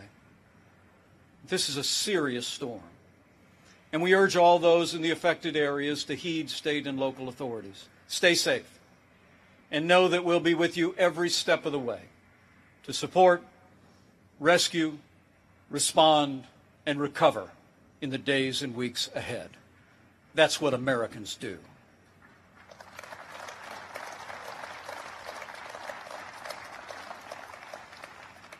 Four years ago, I answered the call to join this ticket because I knew that Donald Trump had the leadership and the vision to make America great again.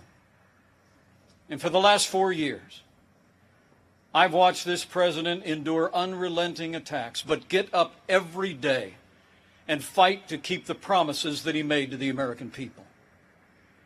So with gratitude for the confidence President Donald Trump has placed in me, the support of our Republican Party, and the grace of God, I humbly accept your nomination to run and serve as Vice President of the United States.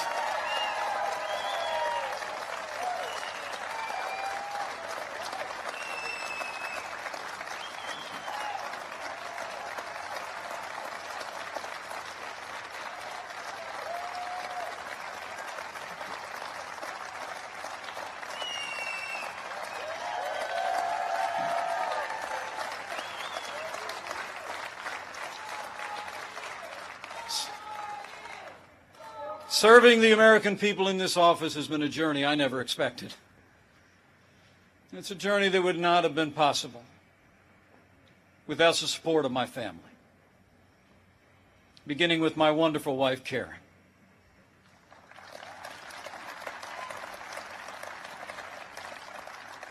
She's a lifelong school teacher, an incredible mother to our 3 children.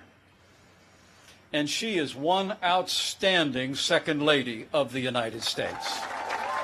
I'm so proud of her. And we couldn't be more proud of our 3 children. Marine Corps Captain Michael J. Pence and his wife, Sarah. Our daughter, Charlotte Pence Bond, an author, and the wife to Lieutenant Henry Bond, who is currently deployed and serving our nation in the United States Navy.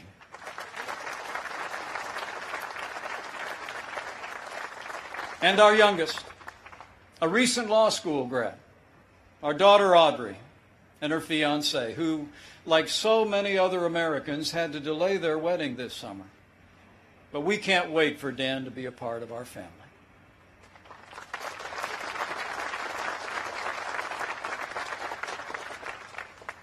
In addition to my wife and kids, the person who shaped my life the most is also with us tonight.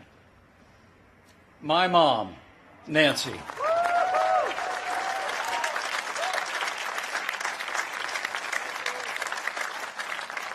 She is the daughter of an Irish immigrant, 87 years young. And Mom follows politics very closely. And the truth be told, sometimes I think I'm actually her second favorite candidate on the Trump-Pence ticket. Thank you, Mom. I love you. Over the past 4 years, I've had the privilege to work closely with our president. I've seen him when the cameras are off. Americans see President Trump in lots of different ways. But there's no doubt how President Trump sees America. He sees America for what it is. A nation that has done more good in this world than any other. A nation that deserves far more gratitude than grievance.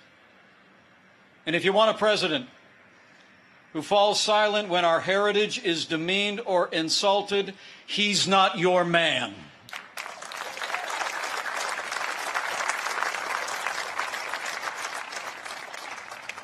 Now, we came by very different routes to this partnership.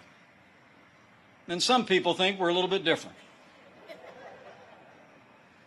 But you know, I've learned a few things watching him. Watching him deal with all that we've been through over the past 4 years. He does things in his own way, on his own terms. Not much gets past him. And when he has an opinion, he's liable to share it. He's certainly kept things interesting. But more importantly, President Donald Trump has kept his word to the American people.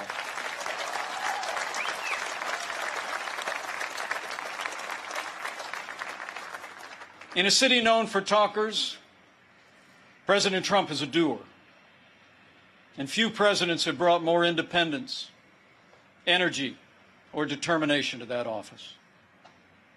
4 years ago, we inherited a military hollowed out by devastating budget cuts, an economy struggling to break out of the slowest recovery since the Great Depression. ISIS controlled a land mass twice the size of Pennsylvania, and we witnessed a steady assault on our most cherished values, freedom of religion and the right to life. That's when President Donald Trump stepped in. And from day one, he kept his word. We rebuilt our military. This president signed the largest increase in our national defense since the days of Ronald Reagan and created the first new branch of our armed forces in 70 years, the United States Space Force.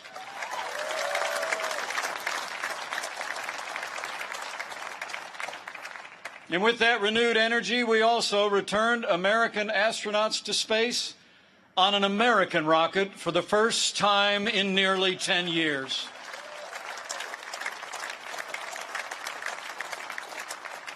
And after years of scandal that robbed our veterans of the care that you earned in the uniform of the United States, President Trump kept his word again. We reformed the VA.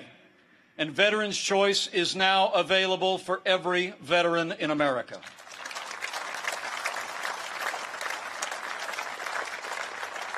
Our armed forces and our veterans fill this land of heroes. And many join us tonight in this historic fort. Tonight we have among us 4 recipients of the Medal of Honor.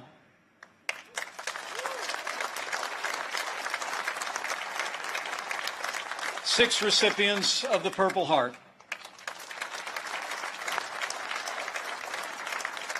A Gold Star mother of a gallant Navy SEAL. And wounded warriors from Soldier Strong, a group that serves our injured veterans every day. We are honored by your presence, and we thank you for your service.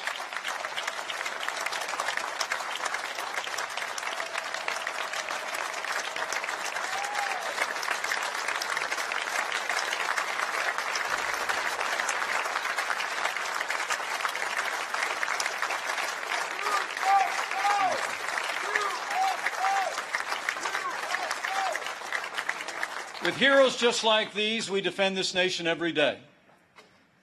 And under this commander-in-chief, we've taken the fight to radical Islamic terrorists on our terms, on their soil. Last year, American armed forces took the last inch of ISIS territory, crushed their caliphate, and took down their leader without one American casualty.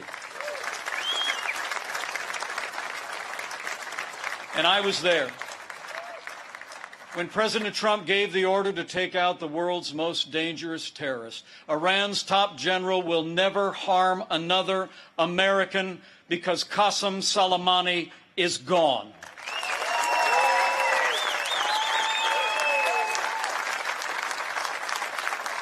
My fellow Americans, you deserve to know.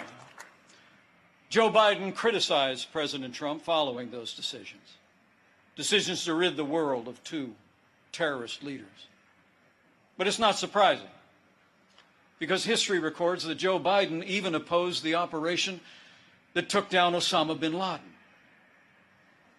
It's no wonder that the Secretary of Defense under the Obama-Biden administration once said that Joe Biden has been, and I quote, wrong on nearly every major foreign policy and national security issue over the past 4 decades.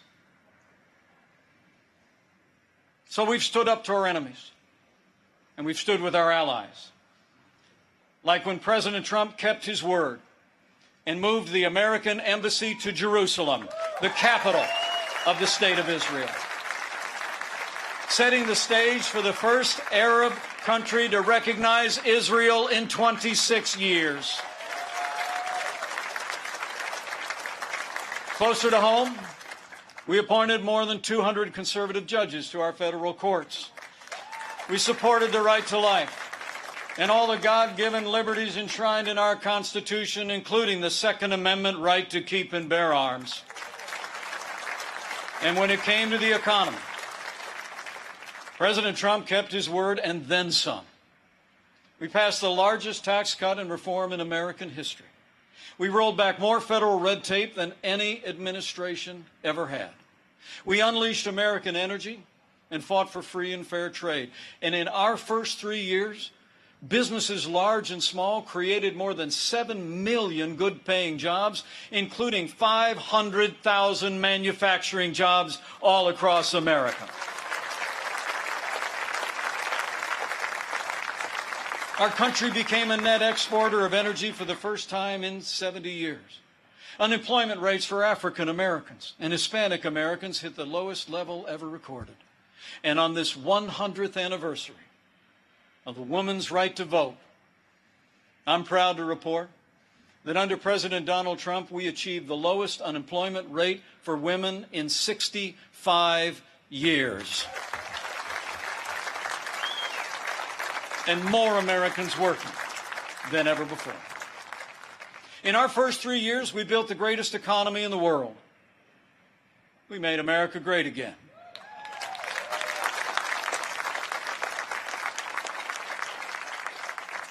And then the coronavirus struck from China.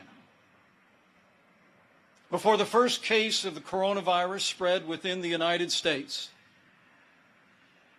the president took unprecedented action and suspended all travel from China, the second largest economy in the world. Now, that action saved untold American lives. And I can tell you firsthand, it bought us invaluable time to launch the greatest national mobilization since World War II. President Trump marshaled the full resources of our federal government from the outset. He directed us to forge a seamless partnership with governors across America in both political parties. We partnered with private industry to reinvent testing and produce supplies that were distributed to hospitals around the land. Today, we're conducting more than 800,000 tests a day, and we have coordinated the delivery of billions of pieces of personal protective equipment for our amazing doctors, nurses, and healthcare workers.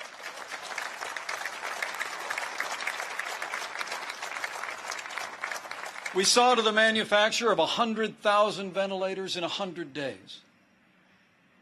And no one who required a ventilator was ever denied a ventilator in the United States.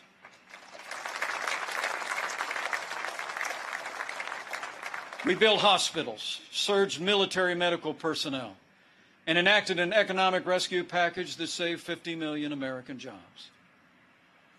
As we speak, we're developing a growing number of treatments known as therapeutics, including convalescent plasma, that are saving lives all across America. Now, last week, Joe Biden said that no miracle is coming. Well, what Joe doesn't seem to understand is that America is a nation of miracles. And I'm proud to report that we're on track to have the world's first safe, effective coronavirus vaccine by the end of this year.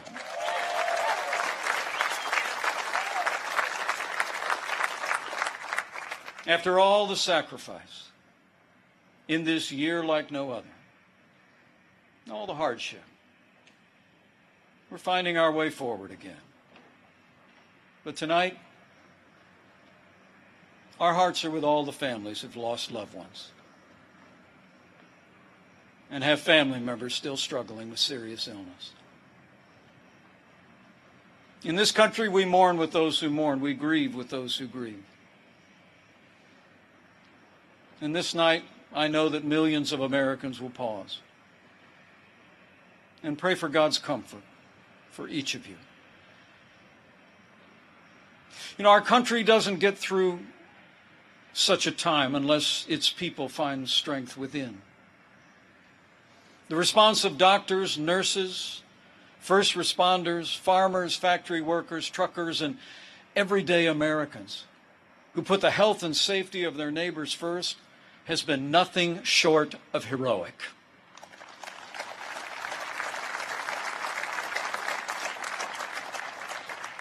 Veronica Sayez put on her scrubs every day in and day out, went to work in one of New York City's busiest hospitals. She stayed on the job, put in the long hours until it was done, and then got back in her neighborhood and helped neighbors and friends struggling. Her brother William is a New York City firefighter. And they're both emblematic of heroes all across this country. They're with us tonight. And I say to them and to all of you, you have earned the admiration of the American people, and we will always be grateful for your service and care.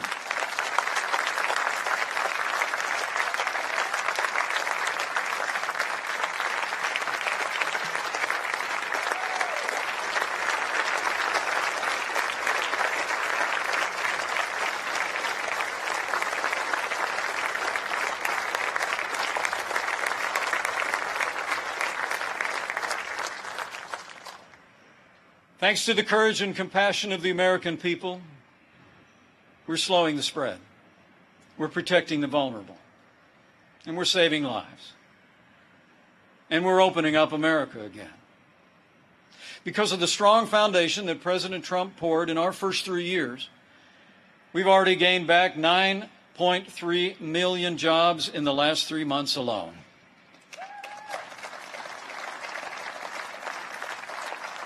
And we're not just opening up America again. We're opening up America's schools.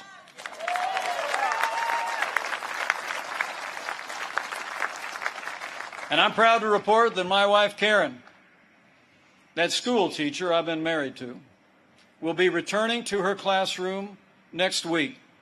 And so to all of our heroic teachers and faculty and staff, thank you for being there for our kids. We're going to stay with you every step of the way.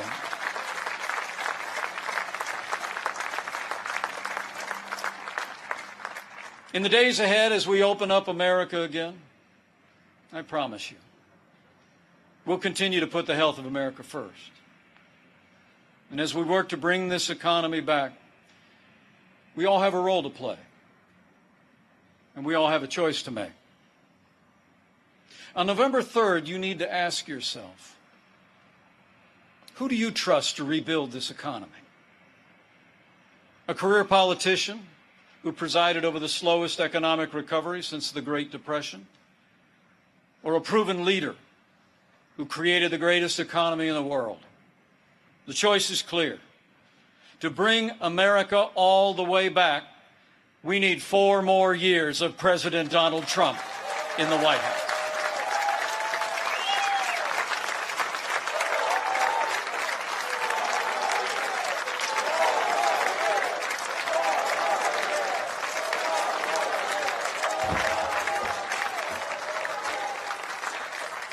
My fellow Americans, we're passing through a time of testing.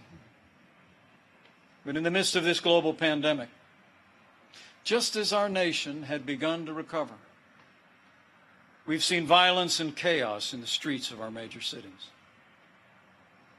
President Trump and I will always support the right of Americans to peaceful protest. But rioting and looting is not peaceful protest. Tearing down statues is not free speech. And those who do so will be prosecuted to the fullest extent of the law.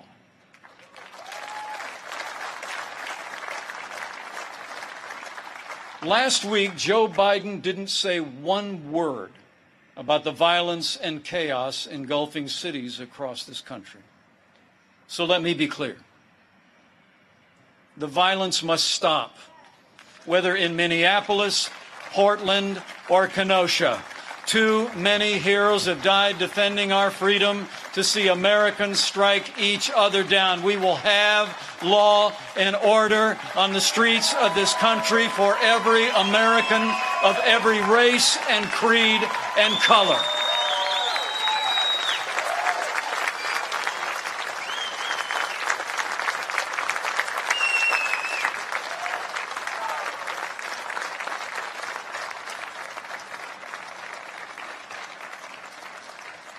President Trump and I know that the men and women that put on the uniform of law enforcement are the best of us.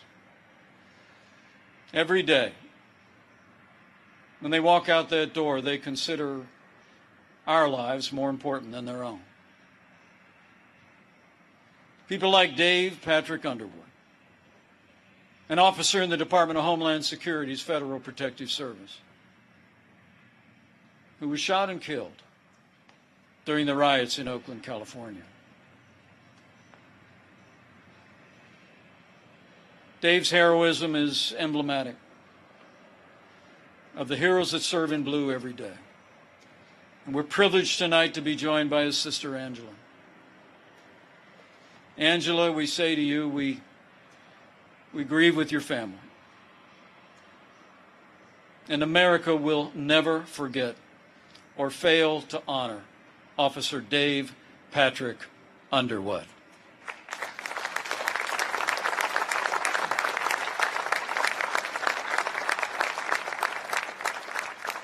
The American people know we don't have to choose between supporting law enforcement and standing with our African American neighbors to improve the quality of their lives, education, jobs, and safety. And from the first days of this administration, we've done both.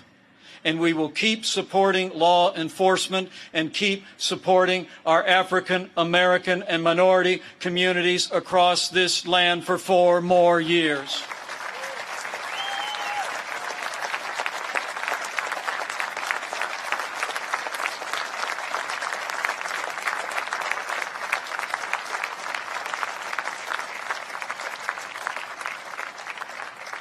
Joe Biden says that America is systemically racist and that law enforcement in America has, and I quote, an implicit bias against minorities.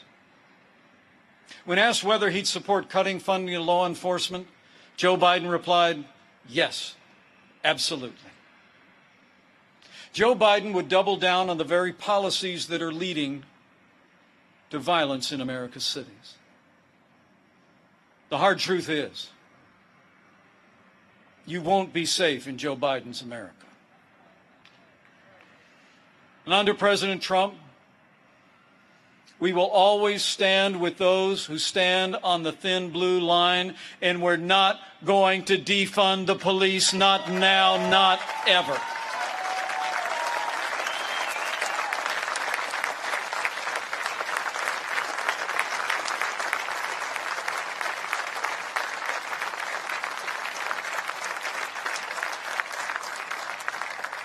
My fellow Americans, we're passing through a time of testing, but soon we will come to a time for choosing. Joe Biden has referred to himself as a transition candidate, and many were asking, transition to what? But last week, Democrats didn't talk very much about their agenda. And if I were them, I wouldn't either. I mean, Bernie Sanders did tell his followers that Joe Biden would be the most liberal president in modern times. In fact, he said, and I quote, that many of the ideas he fought for, that just a few years ago were considered radical, are now mainstream in the Democratic Party. At the root of their agenda is the belief that America is driven by envy, not aspiration.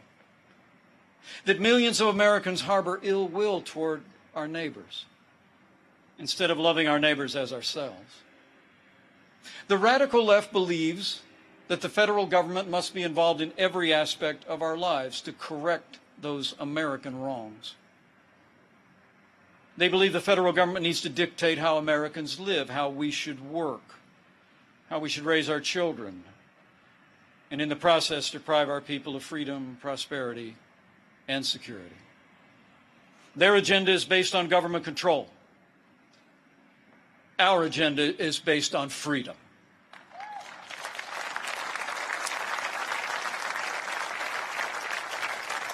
Where President Trump cut taxes, Joe Biden wants to raise taxes by nearly $4 trillion. Where this president achieved energy independence for the United States, Joe Biden would abolish fossil fuels, end fracking, and impose a regime of climate change regulations that would drastically increase the cost of living for working families. Where we fought for free and fair trade, and this president stood up to China and ended the era of economic surrender, Joe Biden has been a cheerleader for communist China. He wants to repeal all the tariffs that are leveling the playing field for American workers. And he actually criticized President Trump for suspending all travel to China at the outset of this pandemic. Joe Biden is for open borders, sanctuary cities, free lawyers and health care for illegal immigrants. And President Trump, he secured our border and built nearly 300 miles of that border wall. Joe Biden wants to end school choice. And President Trump believes that every parent should have the right to choose where their children go to school, regardless of their income or area code. President Trump has stood without apology for the sanctity of human life every day of this administration. Joe Biden, he supports taxpayer funding of abortion right up to the moment of birth. When you consider their agenda, it's clear. Joe Biden would be nothing more than a Trojan horse for the radical left. The choice in this election has never been clearer, and the stakes have never been higher. Last week, Joe Biden said democracy's on the ballot. And the truth is, our economic recovery is on the ballot. Law and order are on the ballot. But so are things far more fundamental and foundational to our country. In this election, it's Not so much whether America will be more conservative or more liberal, more Republican or more Democrat. The choice in this election is whether America remains America. It's whether we will leave to our children and our grandchildren a country grounded in our highest ideals of freedom, free markets, and the unalienable right to life and liberty, or whether we will leave them a country that's fundamentally transformed into something else. We stand at a crossroads, America. President Trump has set our nation on a path of freedom and opportunity. Joe Biden would set America on a path of socialism and decline. But we're not going to let it happen.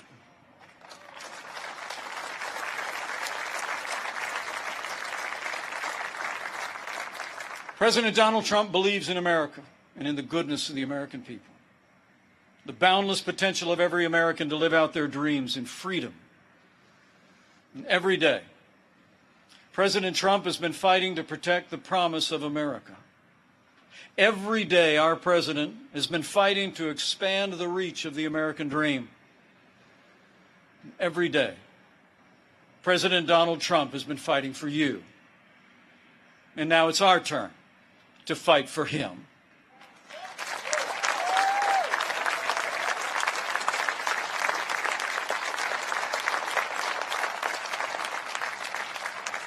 On this night, in the company of heroes,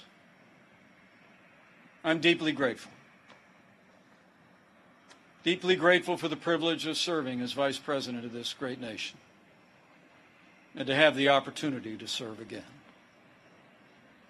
I pray to be worthy of it, and I will give that duty all that's in me.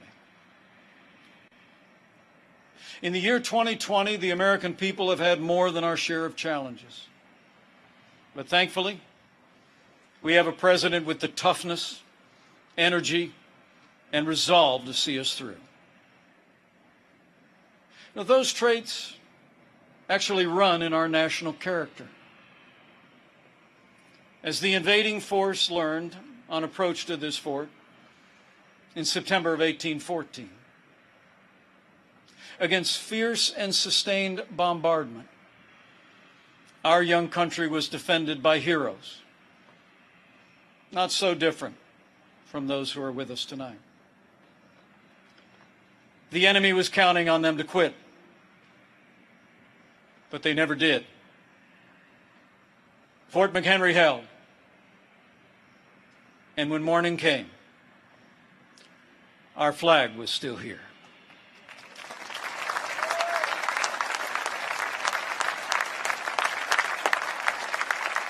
My fellow Americans, we're going through a time of testing.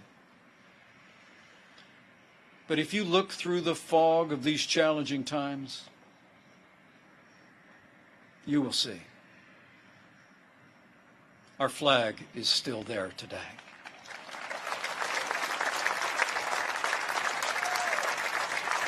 That star-spangled banner still waves over the land of the free and the home of the brave.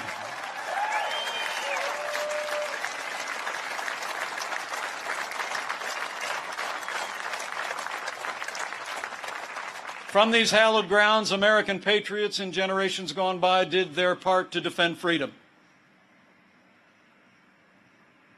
Now it's our turn. So let's run the race marked out for us. Let's fix our eyes on Old Glory and all she represents. Let's fix our eyes on this land of heroes and let their courage inspire.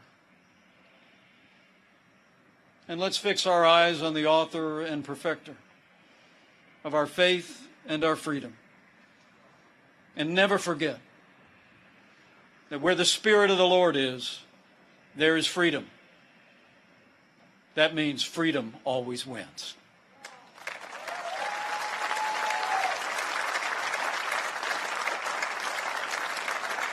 My fellow Americans, thank you for the honor of addressing you tonight and the opportunity to run and serve again as your Vice President.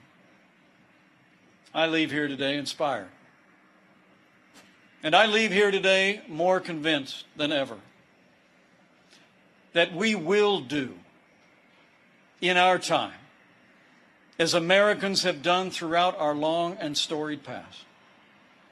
We will defend our freedom and our way of life. We will re-elect our president and principled Republican leaders across the land.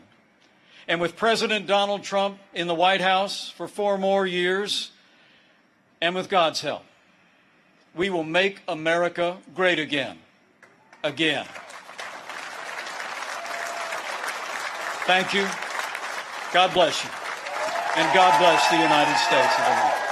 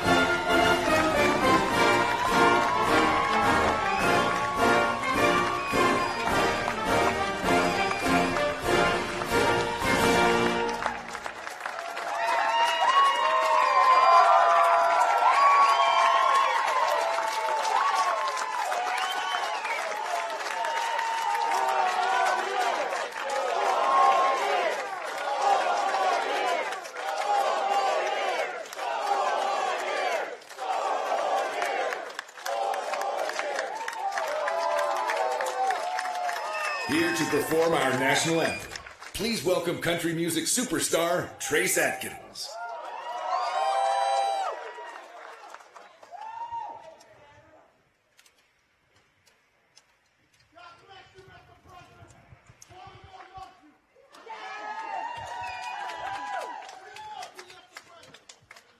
Oh, say, can you see by the dawn's early light what so proudly we hailed at the twilight's last gleaming, whose broad stripes and bright stars through the perilous fight o'er the ramparts we watched were so gallantly streaming, and the rocket's red glare, the bombs bursting in air, gave proof through the night that our flag was still there. Oh, say does that star-spangled banner yet wave